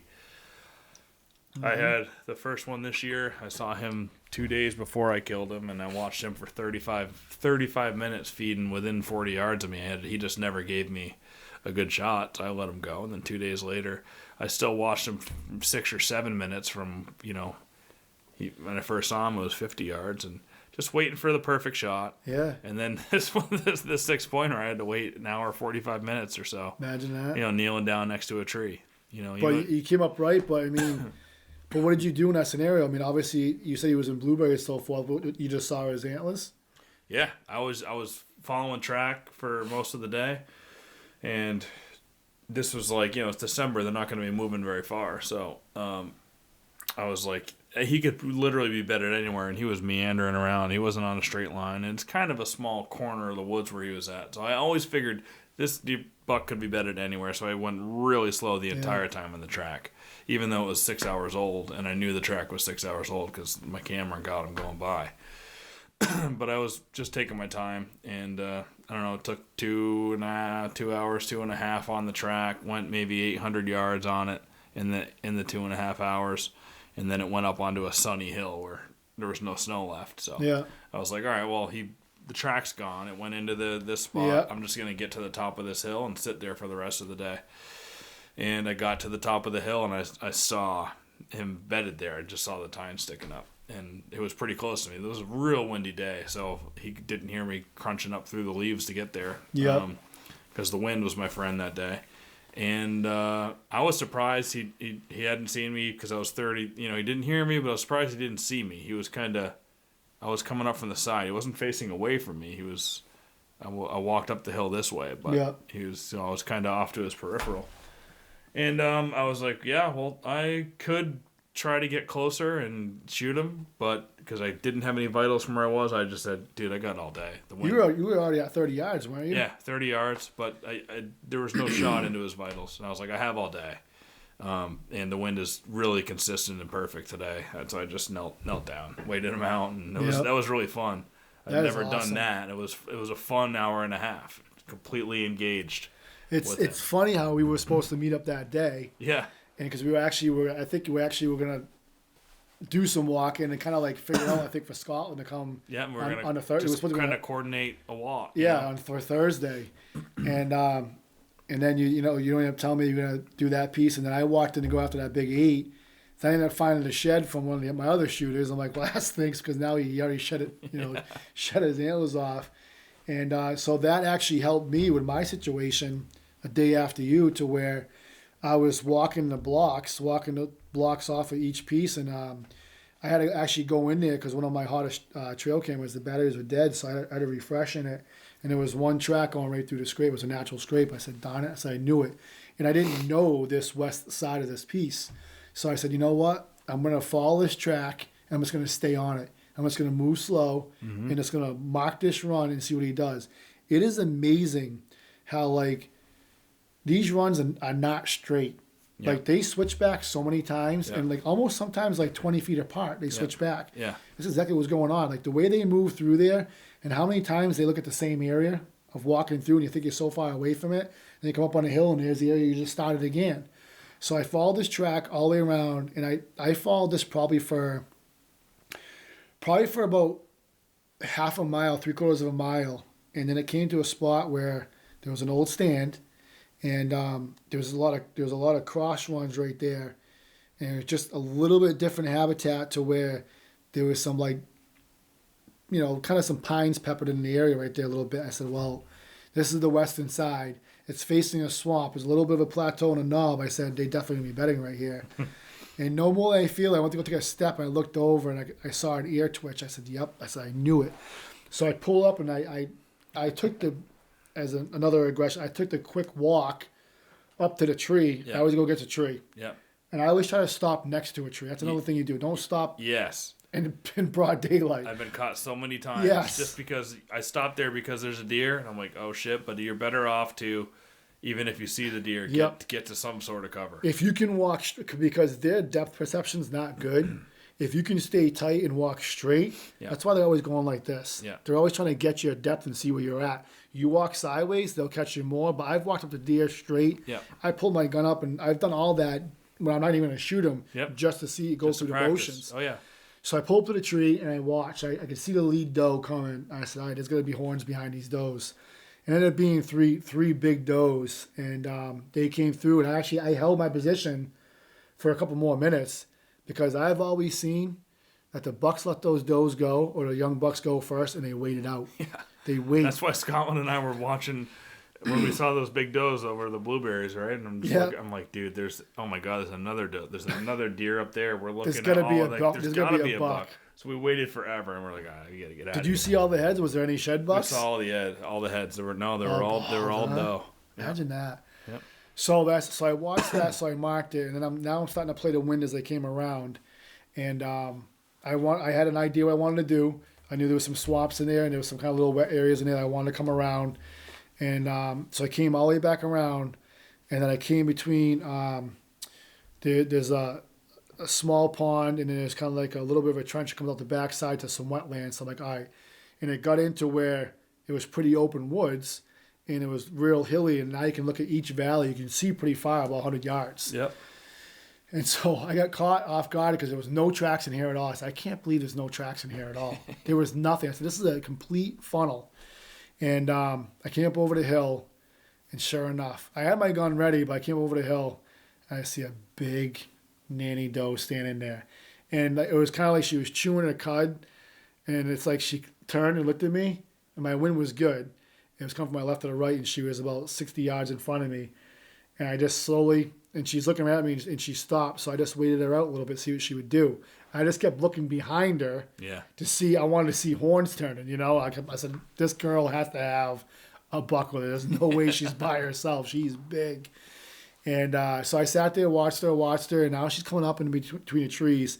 And as soon as she put her head behind a tree, I ducked down immediately, because now she lost her sight to me. Exactly. And knowing when you can move is a key thing. Yep. Oh yeah. Yeah. And then I knew what she was doing. That comes with mistakes, though. It does. She was working to my right, and she was playing my downwind side, so I knew where she was going. So I sat there. I just watched where she was I didn't care about her because I wasn't going to shoot anyways. I just kept watching where she was, and I said, something's going to come from that pine tree. Never did. She ended up getting my wind and running off and coming down the hill. And then I backtracked her all the way on a nice run, followed it back, and then a run split. I said, yep. And I knew where it was going to another swamp, another pinch point. Yep. The rubs and the scrapes down there are crazy. I know they're bedding over here. So I ended up putting the camera there, and instantly I was getting daytime movement of does coming through and bucks coming through. I continued to follow her track, and this is the crazy thing is that I knew where her track was going to the bedding area, and I ended up bumping that doe out when I went to that first camera to freshen the batteries. She was 40 yards below me, bedding underneath a pine. I never even knew I jumped her out. I jumped her out and caught her. Yeah. When I went all the way around full circle, caught her on the backside, and then she ended up running back to where she came from. So, but that information brought me to the rest of the rubs, the rest of the scrapes, and just marking everything down in the app and then just staring at it all night long when we're sitting in bed. Just scrolling through it all night long. So, yeah, it's just a learning game constantly, and I like what you were saying. Walking towards a deer, and when you're not going to shoot one, if it's a younger buck that you don't want to shoot or whatever, or you're in a piece that you can't hunt, which you sometimes find yourself in when you're shed hunting and stuff. It's fun to play with them and learn something. There's no stakes. You play with them. That's right. Even back here, I was checking my camera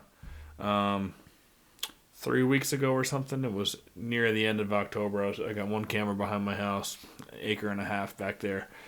And I'm going to check the camera, and as I'm checking it, I see down the hill. I'm like, that's a silhouette of a deer, and that looks like a buck. It's big, the big. Yeah. Just see the body, can't see any head or anything. And I put in the old thing, the reader into my phone, and as it's loading, I just start walking down towards that buck, but stiff-legged. Yeah. Stiff-legged walking, very consistent, stopping and moving my head like this, stiff leg walking, and he was just let me go. I closed the distance for maybe 100 yards when I first seen him. I got to 35 yards before he made any movement. Just the way I was walking like a deer, I was just messing around with him. Yeah. And he was a nice buck. He's a 4.5-year-old buck too. He's gonna be something that's next year. I think he's gonna have a really nice rack. He's got so much mass to him. He might be 3.5, but he's got so much mass for a younger buck and a split. He's got a split brow, which is really cool. Yeah. And he just let me get real close before he bounced out. And you do that stuff when you're playing with deer, and then you wonder, would you ever do that if that's a mature shooter in front of you? Yeah, the first thing you would want you to do take is that hide. risk? Yeah, it's hide, not even do anything. But have you ever tried to blow back a deer exactly how they blow at you? Oh yeah, dude. That's called a second chance deer. Yep. That works. And I have some success with snort wheezing too, with the whole snort wheeze. 2 times over the last few years when I've had a buck start to get sketched out and leave, I snort wheeze and it stops them and brings them back 10 or 15 yards closer. And if you have a gun in your hand, then that can get you a deer. Yeah. I've done it. I tell you what, I've done it all the time to where every time I scouted whatever I did and I jumped a deer out, and if they don't know, if they hear you and they don't wind you, if they don't really know you're there. Yeah. I've had a buck do this one. The first time I ever tried was a probably 2.5-year-old, 3.5-year-old 8-point. I was in some wicked thick jack pines and I pushed them out. I actually had a shed in my hand, and he jumped out and he was blowing, consistently blowing. And I spaced out. I blew back at him, and I got to find this video. I blew back at him as many times as he did and spaced it out perfectly. He kept turning his head and looking at me. Then he would blow, and I would do it again. He'd go like this, and then I would hold the shed up. Yeah. And that deer sat there for so long, and all I did was I went like this. And he was 60 yards broadside. Yeah. I could have killed him. Yeah. But I stopped him, and I made him curious enough. He's like, oh, maybe what am I blowing at? And he was doing it back, and just like I was talking to him. It's funny because I thought the other when I was blowing into that deer one time, checking a camera, that one was a different nice mature buck, and I got that one on film on my YouTube channel, and I got them to come in closer. And I was thinking to myself, if I had some horns with me, a shed or a rattling set or whatever, Yeah. you know, you just stick that outside, Yeah. outside the tree and moving it up and down, they would definitely, you know, that would convince them even more to come and check you out. It's so true, man. So all these things, like that whole time that we talked. Oh, we gotta talk about when I caught you on my camera first. Yeah, that was so funny. Oh man, so my camera goes off, and First snow. first Snow we get, I'm like super excited. I'm like, freaking finally I can get out of a stand and just go tracking. I want to get on track. So I gotta ask you a question about tracking, though. Your method. So when I got you on camera, you had your hands in your pocket and your gun was sling. What was up with that? Did you not want to shoot one?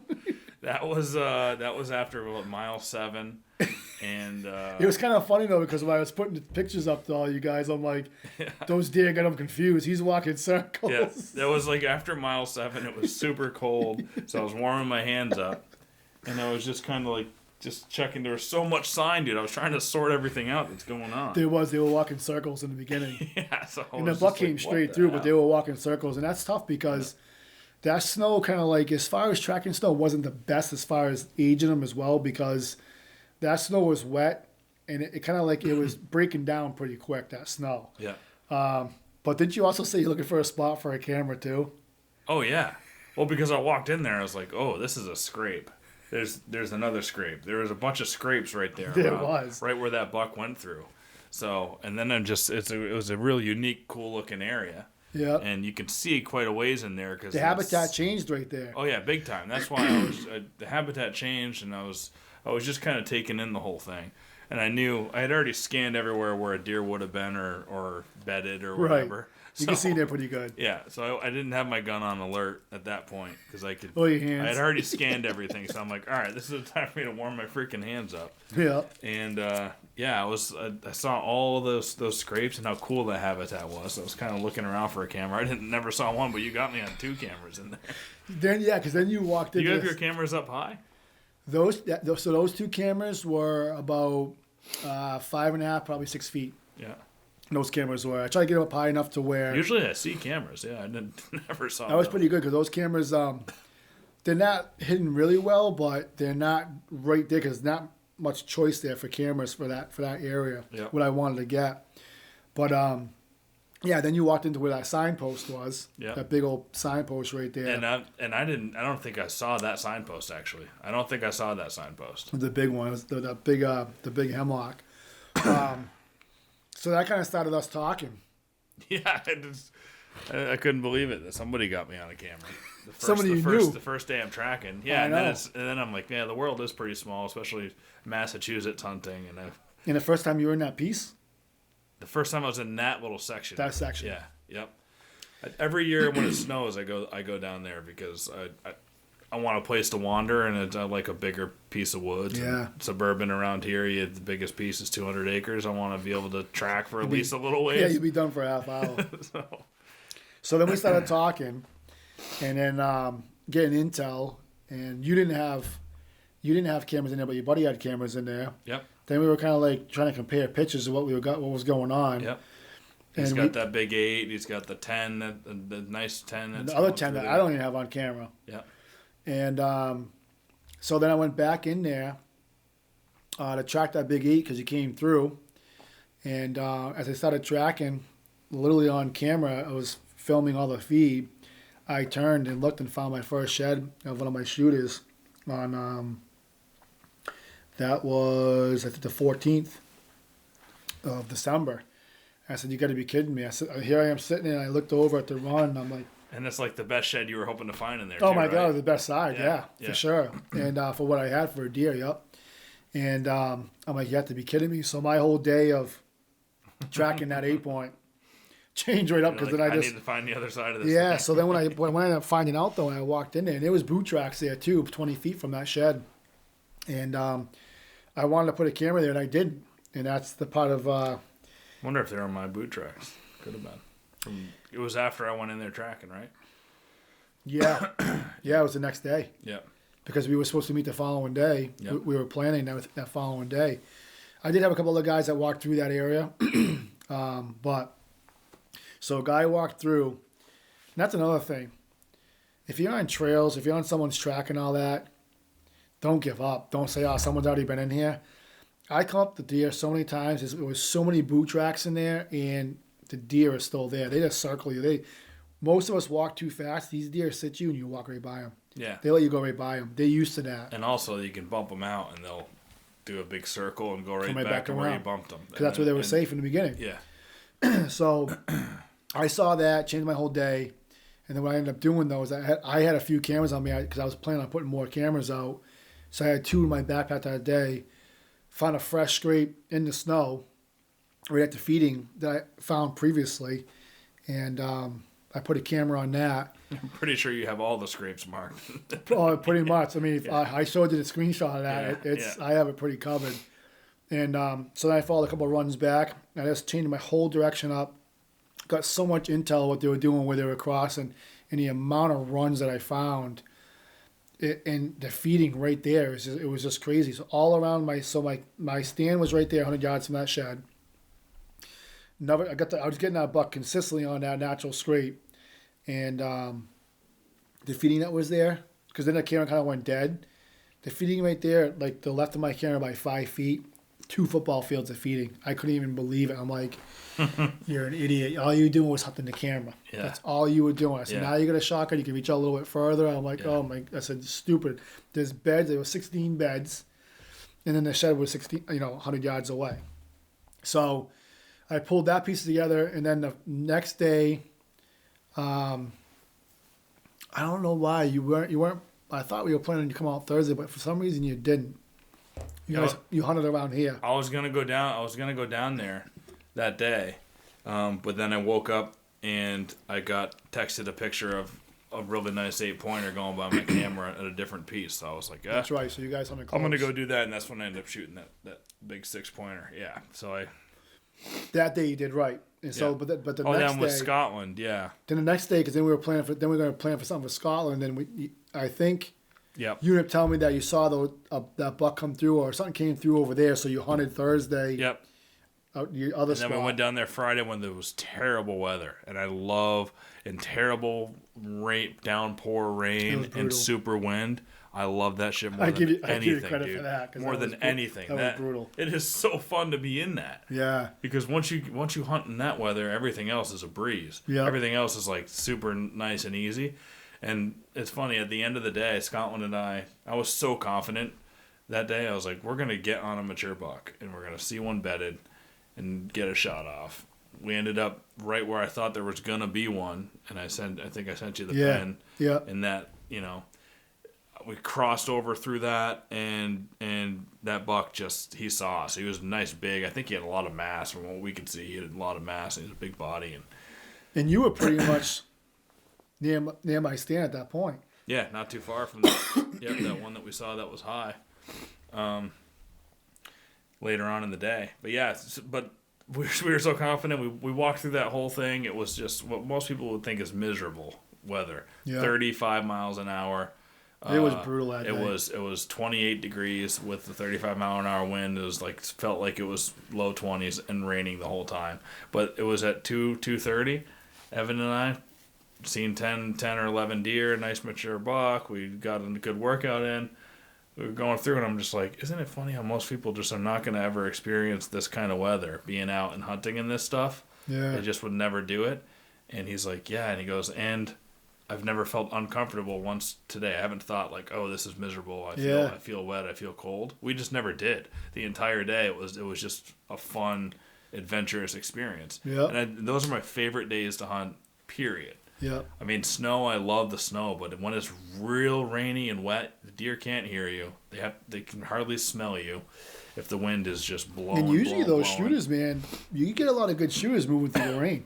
Yeah. I mean, the cameras, my cousin asked me, he's like, hey, he goes, do they move in the rain? I'm like, all the big ones I have, man, I mean, they show up on rain all the time, Yeah. because we're not there. That's why they're showing up, Well, dude, we walked up on those 8 and 9 does, just grazing, moving all over the place, and that was midday, too. Like, they're moving for sure. Yep. So then the following day, that Thursday, I went in with a game plan, and I kept fighting myself. I kept changing. So I had that 3.5-year-old 10-point show up that I didn't know if I wanted to shoot it then or not. I said, I got a second tag. I said, he's got great potential for another year. Yeah. And I said, it always comes down to the point when you're holding the weapon and the deer's in front of you, what's going to happen. Yeah. And I really didn't want to shoot that deer because rack-wise, it was pretty comparable to my first one. More points, but you could tell he was young. Doesn't have a big body on him. And I'm like, oh, man, if I see this deer, it's going to be so hard because it's still a decent buck. So I walked in, I got to the spot, I still hunted in there, and it didn't feel right. So I'm like, I had to go somewhere different. So I got this itch in my throat. Oh, I've had that for It's a week. pain. Such a pain. Yeah. So I walked in, and I kept stepping. I'm like, you know what? I'm going to go further to the west. I've never been in this area. I'm going to go further to the west and see how it looks. So I get in there, and I'm like, all right, I can go left to where it's blowing, and then hook back around and come into where it's a northeast wind to my face. And I sat there. I said, no, let's go a little further. So I went a little further, and got to the top height of land, and there's a nice run, and there was still snow left. And that's why I decided to walk, because there was still a little bit of snow left, so I could still get some good intel. Mm-hmm. I'm like, well, this is a good run. It's got some good tracks on it both ways. I said, let me follow this run, see what happens. I'm following. Obviously, the wind's blowing the way I'm walking. I'm like, I'll come over this knob, get down to the next ravine. I'll get in the knob, look at look at what's going in the ravine, hit the next one, side hill it, and come back around. So I'm walking in, and then there's a fresh rub, like legit, like green bark on the snow. Look down, there's another one. So I start marking them. I look down, I see a bigger one. So now it's pulling me in the opposite direction. It's pulling me to the east. And I'm fighting myself. I said, it's a new area. What do you do? Do you follow fresh sign or not? And I'm like, I said, I really want to go this way. I said, but the sign's that way. I said, you know what? I'll come back to that. I said, I'll come back around to that. So I decided to go left. I get off the run. I go on the first knob. And I'm looking around. I sat there for about 5 minutes, just looking at the blueberries. They're about waist high, so like 3 feet high. So I'm just looking for tips of antlers, or just whatever deer standing and so forth. And look around, there's nothing. So I'm on a knob, and I went to go take a left hand. I took my foot. I actually had it up and went to go left, and I looked up about 100 yards, and I'm like, that looks like a rack. Yeah. And it almost looks like when a tree will splinter or it'll snap. Yeah. You got like all those splinters coming up. Yeah. That's what it looked like. Yeah. And I'm like, and I almost didn't glass it.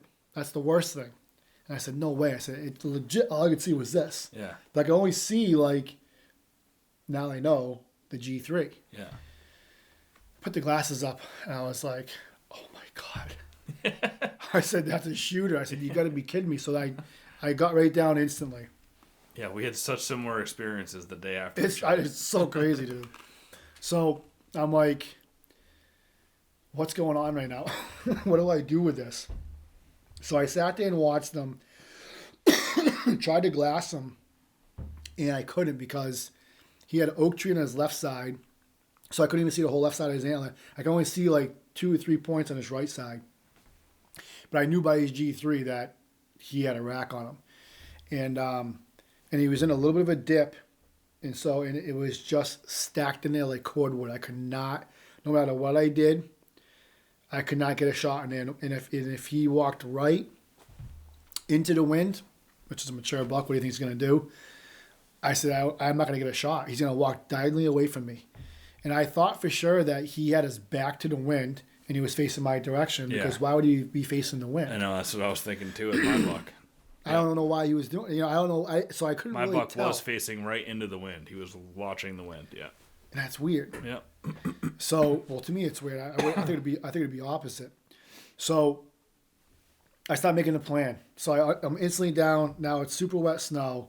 It's low 30s, and I said, well, I'm gonna get aggressive. And so when I walk in, I always kind of record myself on my phone, so for what my next adventure is gonna be, what's gonna happen, because, dude, we work. We all work at it, man, and it's, you get a lot of ups and downs, maybe more downs than ups. And I said, well, I'm going to push through this and I'm going to stalk that deer in his bed. I said, I need to get closer to see what's going on. So when I moved up a little bit, I was at 90 yards, pretty close to where he was. And so I'm like, all right, I'm going to go to the next tree.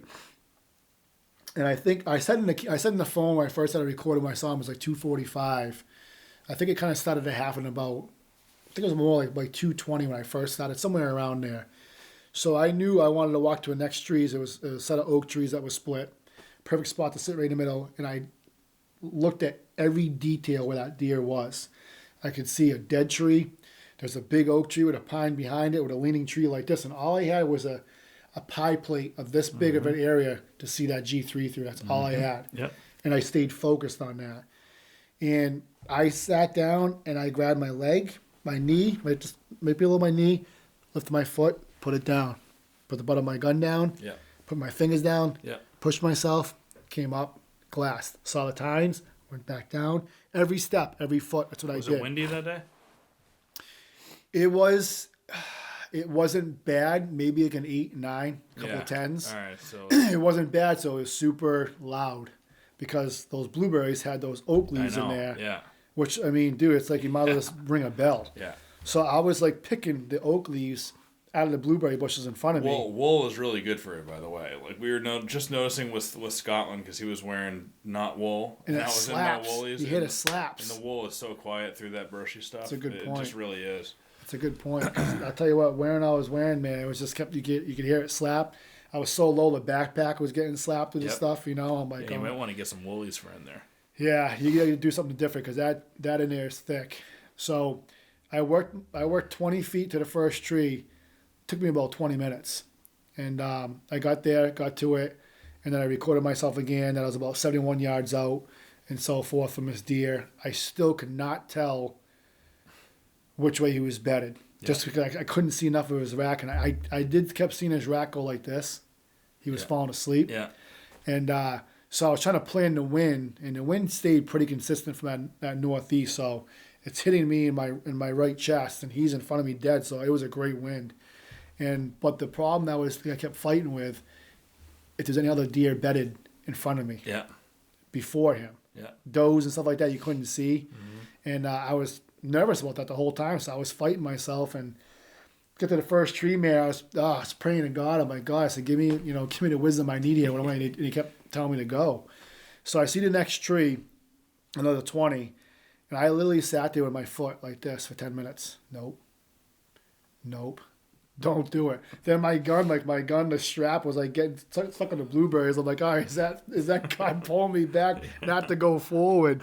And I fought it all. I said, all right, I'm doing it. I said, I feel it. And so I went to the next tree, and now it's probably within like 65 yards, 60 yards. And my direction of that deer was still the same. I knew I had to change it. I said, this ain't going to be good. I said, he's going to get up. I said, this has been close to 45 minutes. How long a deer bed down for? So Yep. I looked at the right side of me about 20 feet, and there's another tree.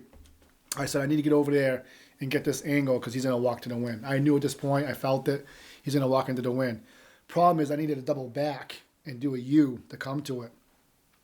And I would lose all sight to the deer. I fought that for a good amount of time to do that walk. And I said, you have a vision of that deer. Right now, you know exactly where he is, what he's doing. If you move over there, you're not. So I did it. And it took me 10 minutes. I came up, and I couldn't see him anywhere. I'm like, He's not. I was so mad at myself. I couldn't even see the line that I was looking at. I couldn't see the pine tree. I couldn't see the dead oak. I couldn't see nothing. And I said, you messed up. So I sat there, and I was saying to myself, I said, I got a great wind. My grunt tube's hanging. I said, I have plenty of real estate that if he did come the downwind side, he'd have to come a long ways to get my downwind. And I said, I could shoot him this way. I'm like, he's a mature buck. Don't give your location up. Don't do it. So I fought myself. I'm like, I'd rather be quiet, him not knowing I'm not there, Yeah. and maybe come back in if he did move off and so forth. I know where he's bedding to reset up. I was sitting there, I'm like, God, what am I gonna do? God, tell me. And all of a sudden, I see a flick of a tail 7 minutes later, and the blueberries in front of me. I'm like, no way. Pulled it up. I could see his rack. Was he standing? He got up. He was probably about that time. He was probably 15 feet out of his bed. And then what I realized is that he was bedded towards the wind. His face was to the wind. So his downwind side it's weird, his back was to it. So he starts walking, and I'm now up against a tree. I'm up against a nice white oak, and I'm watching him in there. And it's so thick, I kept losing him. Then there was one point in time I was going to do an adjustment, and all of a sudden he turned, and there was a spot like this. He was dead on, and all I said was his head come down. He looked right at me. I said no. If I was ready, I probably could have shot. It would have been a straight on shot to his brisket, but I wasn't ready for that. And he started chewing his cud again and went back to feeding. I'm like, oh, thank God. So then he was walking. So he's parallel and going to the northeast, and I'm just like behind him. And I'm watching him, and I kept going. I got aggressive. I just watched my every 5 feet, knew it was in front of me. I stepped and walked into it, went to the next tree. Pulled up. Nope. I see him going. He's just feeding, head down. He's not moving real fast. He's like one step in it. And I just kept following him. Went to the next tree. It was a small like little sapling. It wasn't sturdy enough. I said, I can't shoot him off this tree. I said, I need to get to another solid tree. So I see about 16 yards in front of him, I see this opening. I said, he's going right for that. So as he walked, I'd time my walking with his walk. And I was very cautious of what was around me because I'm looking everywhere now for other deer. Yeah. And I got to the next tree, and he's still 10 yards away from the opening and all that. So I got the scope against the tree and on the opening, and just watching him in my eye, just watching him come in. And I'm already controlling my breathing. I'm doing deeper breaths just to be ready for it. And he slowly comes into the opening. I see his rack come in, and I realize I don't even know what deer this is. It's a Big Ten. I don't even know what he is. He comes in. I see his chest come in. I said, this is going to happen. I said, I can't believe it's going to happen. And he finally stepped in and he stopped. And I was already ready. I mean, I had it on that spot waiting for him for 7 minutes. And he walked in, I shot. And I ducked down and looked underneath the smoke. And I just see him hunch up. He just really like hunched up real hard. And he went about another 20 feet and instantly bedded down. I said, I hit him good. I hit him solid. And so I think at that time, I grabbed the gun. I had one bullet left. I only had one bullet, and I had three primers left open in my pocket. Took the spent primer out, put it in my pocket with the other ones, right? Not a good thing to do. Yeah. And took the round out. And, I'm trying to keep my composure. And, the pellets go down the tube, and then the bullet wouldn't go in there. I was pinching it too hard, and I'm like trying to watch him because you always hear those nightmare stories that it beds and gets up, and then they go over and it's not there. Yep. Then deer's gone, it vanishes. Yep. So I'm trying to keep a visual on him, and I finally get the bullet, and I push it with my finger, and I ram the thing down there, stuff it in there, and now I'm kind of watching the gun here a little bit. Grab a primer and make sure it's not spent, and I put it in. I go put it in there, and I dropped it. So I had to grab another one, and I finally got it in there. Clicked the breech there, I look up, and he's gone. I'm like, no. I'm like, dude. I'm like, where did he go? So I just sat there. I just stared where he was. I just kept staring and just kept looking at the blueberries, and all I could see was just top of a rack, like the side of it. So I knew he was laid over. I said, no way. So I just cocked the hammer back, and I just went a straight walk to him and just kept it on his body. And as I got over there, he was last seconds, and that was it. Yeah, awesome. I'm like, what just happened? I said, oh my goodness. I said, I can't even believe this. I don't even know what the deer that was. And to be able to do that, and I have a whole another respect for stalking deer. Isn't it so much fun to be on the ground, man? It is just so much. It's amazing if you do it right, because you have to do it right. Like still hunting, I was always against it because I always jumped deer because I was always too fast. You play the elements, you play certain things. And you wait. You got to wait, too. Like when the wind dies down. Stop. And wait for the wind. Because, again, I said it in this video I'm going to put out that shows me with the 6 and that whole hunt. But it's like that was a really windy day. But even in really windy days, you get some calm for like 30 seconds. Yeah. The wind will stop. and you have to stop. And those ears perk right Every up. deer in the woods at that point is going, Yep. oh, I can finally hear now. Yep. They're being alert. And sometimes to they're everything. already sketchy with those windy days where they're already scanning a lot, and they're twisting their ears Totally. because of those days, you Yep. know. So, Yep. but so it was about 2 hours. It was just about 2 hours I stalked that deer, and it was just an amazing thing. So I called my wife and told her and so forth, and my father and my cousin and my buddy, and waited for them to come out. And I marked the area, and I tried getting out of there the best way I could to get out of there. It's about a mile and a quarter in. It was pretty deep in, and I always get smart. I took one of my orange hats I had in my bag and hung it up that way. When you come back in, you see the orange and so forth.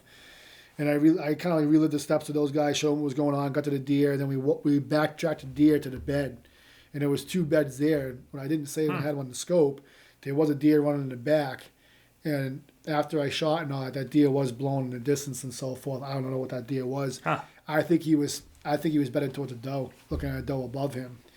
And so we went back to the bed, saw it and so forth, and I went back to where I was standing, where it was, and kind of retraced it back and see where he was. So now it's a spot that, you know, there's going to be a camera going in that bed area for Yeah. sure. Oh, yeah. Because And once you've like still hunted up to that spot and it's successful, now that'll be like in the future. You're like, I'm gonna try that same still hunt. Yeah. That's what's really cool too. Once you start getting into that, yeah, like for sure. you're like, this was a great trail with the wind in my face, going this way and checking that red, checking this, checking that, and then you Yep. kind of get your. It's kind of like having set stands. You have a set still hunt that you want to do. You go in a set know? track every time. And you learn from that, and then you adjust those too, and get better still hunts, and it's pretty. And I think honestly with if I don't have a real active spot, a lot of tracks around the stand, I think during snow, yeah, I'm going to do that a lot more often now. yeah, Because the speed is everything.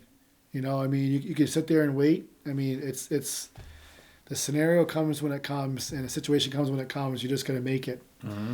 And sometimes it's wrong, and sometimes it's right on cue and right on point. And the craziest thing, out of all the deer that I had hitting my scent and my scrapes, I didn't shoot one of them.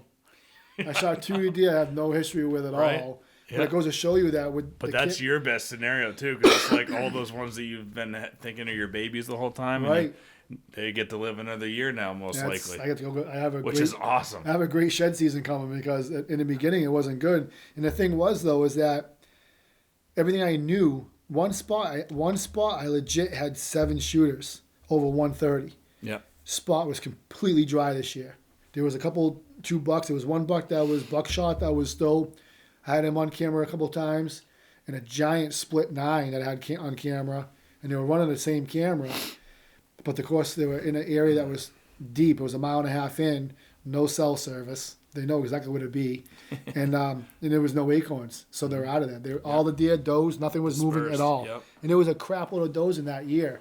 So because I got motivated to go find acorns in this new spot, and pushed all that, all those pieces of puzzle from the beginning of walking in there and finding the acorns played a part yep, in getting that deer. yep. But sometimes, I mean, change it up, Yeah, 100%. you know. So, but now it's now I'm on the path of getting my dad that 10-point that's in there, that 3.5-year-old.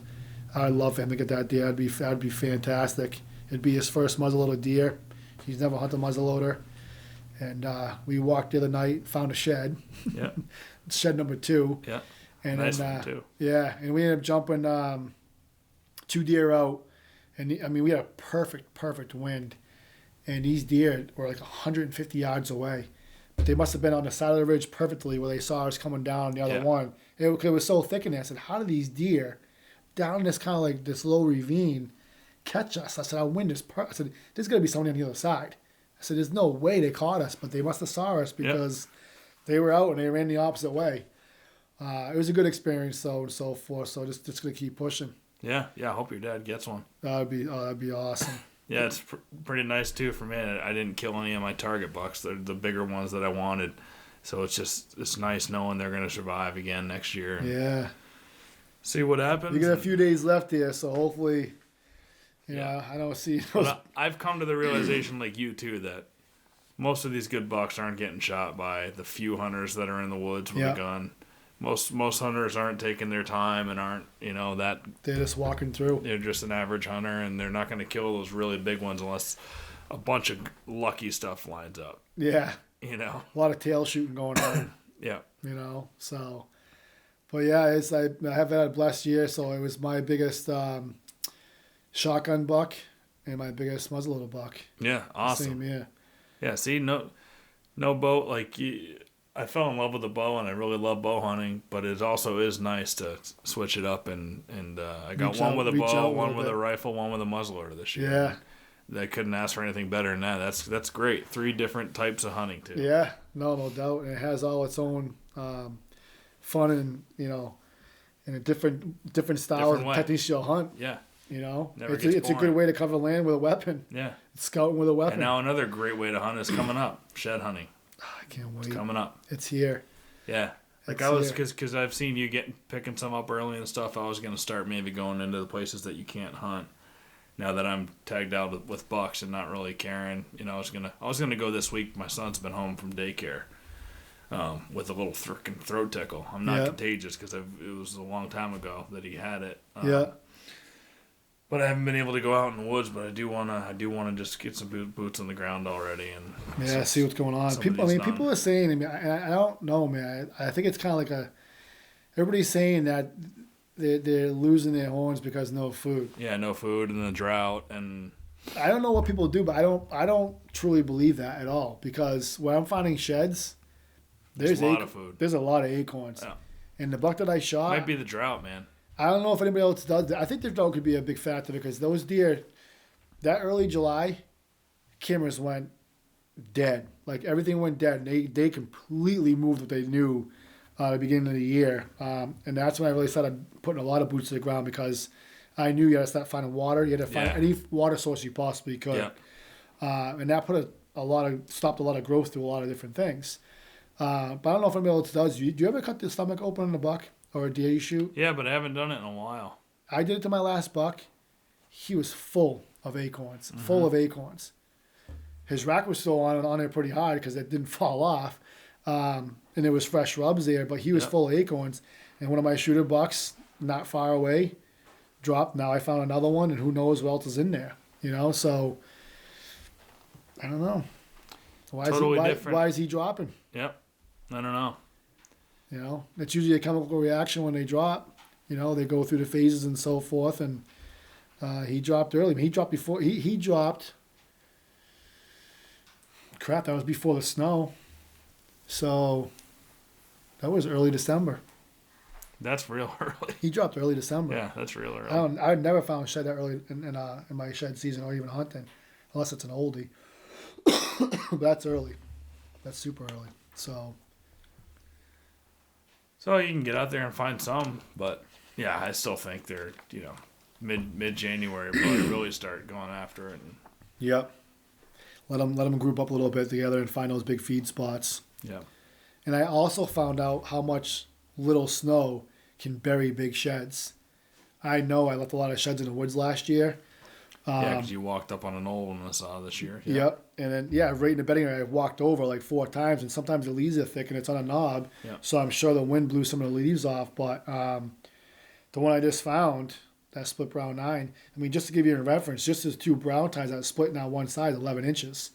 So it's got some tine sticking through, Yeah. but that was pretty buried. Yeah.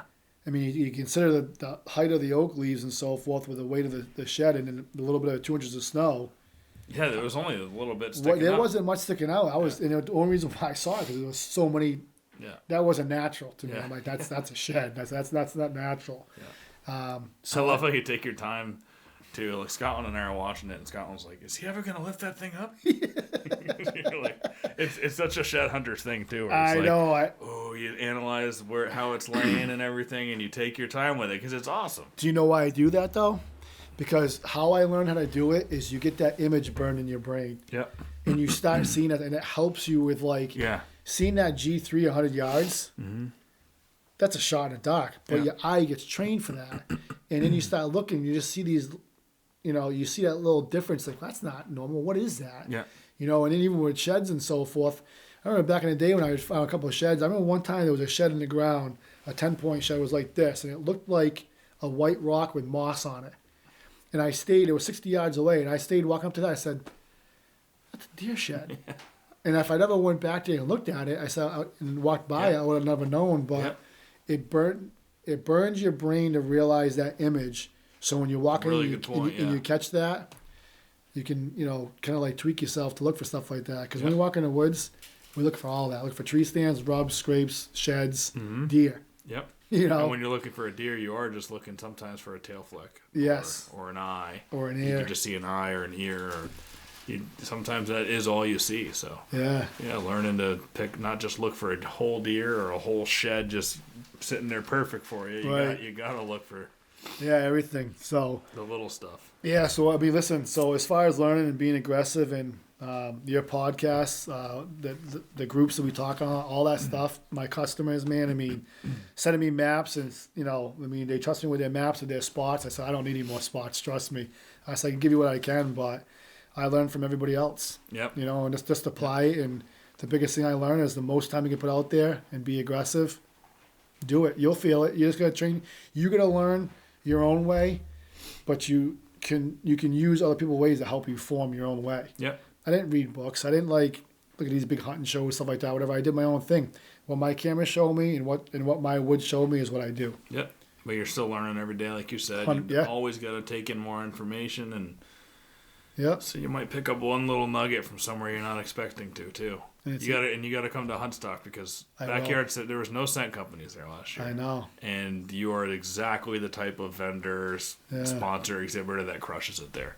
You're just gonna want to talk all day with people. Yeah. And so Yeah, Forget we you. talked about that 'cause I thought about some ideas and all that of having actually a tree set up with a scrape and all that, licking branch, because a lot of people don't understand that. Yeah. And the height and Yep. you're set up like another Yep. thing, like when people set their mock scrape up, I said make sure you set it up that when the deer looks at the licking branch, Yep. he's not staring at you. Yep. You got to be broadside to that. So there's something that people don't realize with that, all that and stuff. do That it. would be awesome. It's Yeah. believing in doing it, man. You just gotta Yeah. do it. It's not for everybody, but it's another a tool in a shed that could possibly work for you. And that's a cool thing too. 'Cause, like, Huntstock's about having a different experience. Like Yeah. I don't want people just popping up a tent and sitting behind a table.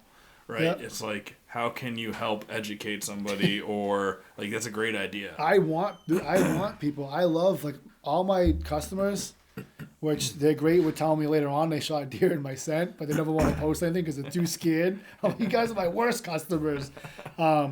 But I love hearing those success stories, stuff like that. Whatever they're pushing hard, and I like seeing everybody get deer, man, because it drives you. Yeah. There's a jealousy thing that comes with that, but to let that jealousy drive you and get you in the woods more to Yeah. be that person. Yeah. And just keep growing with it, man. Don't ever stop growing. Don't ever stop listening. Learn. Be a sponge. Suck it all in. Exactly. So Just spend time, as much time as you can. yeah, yep. Shed hunting is so important. Get out there, put some boots on the ground. Just don't cover where we're going. 4-season hunter, man. Yeah, leave my sheds alone. Leave them alone.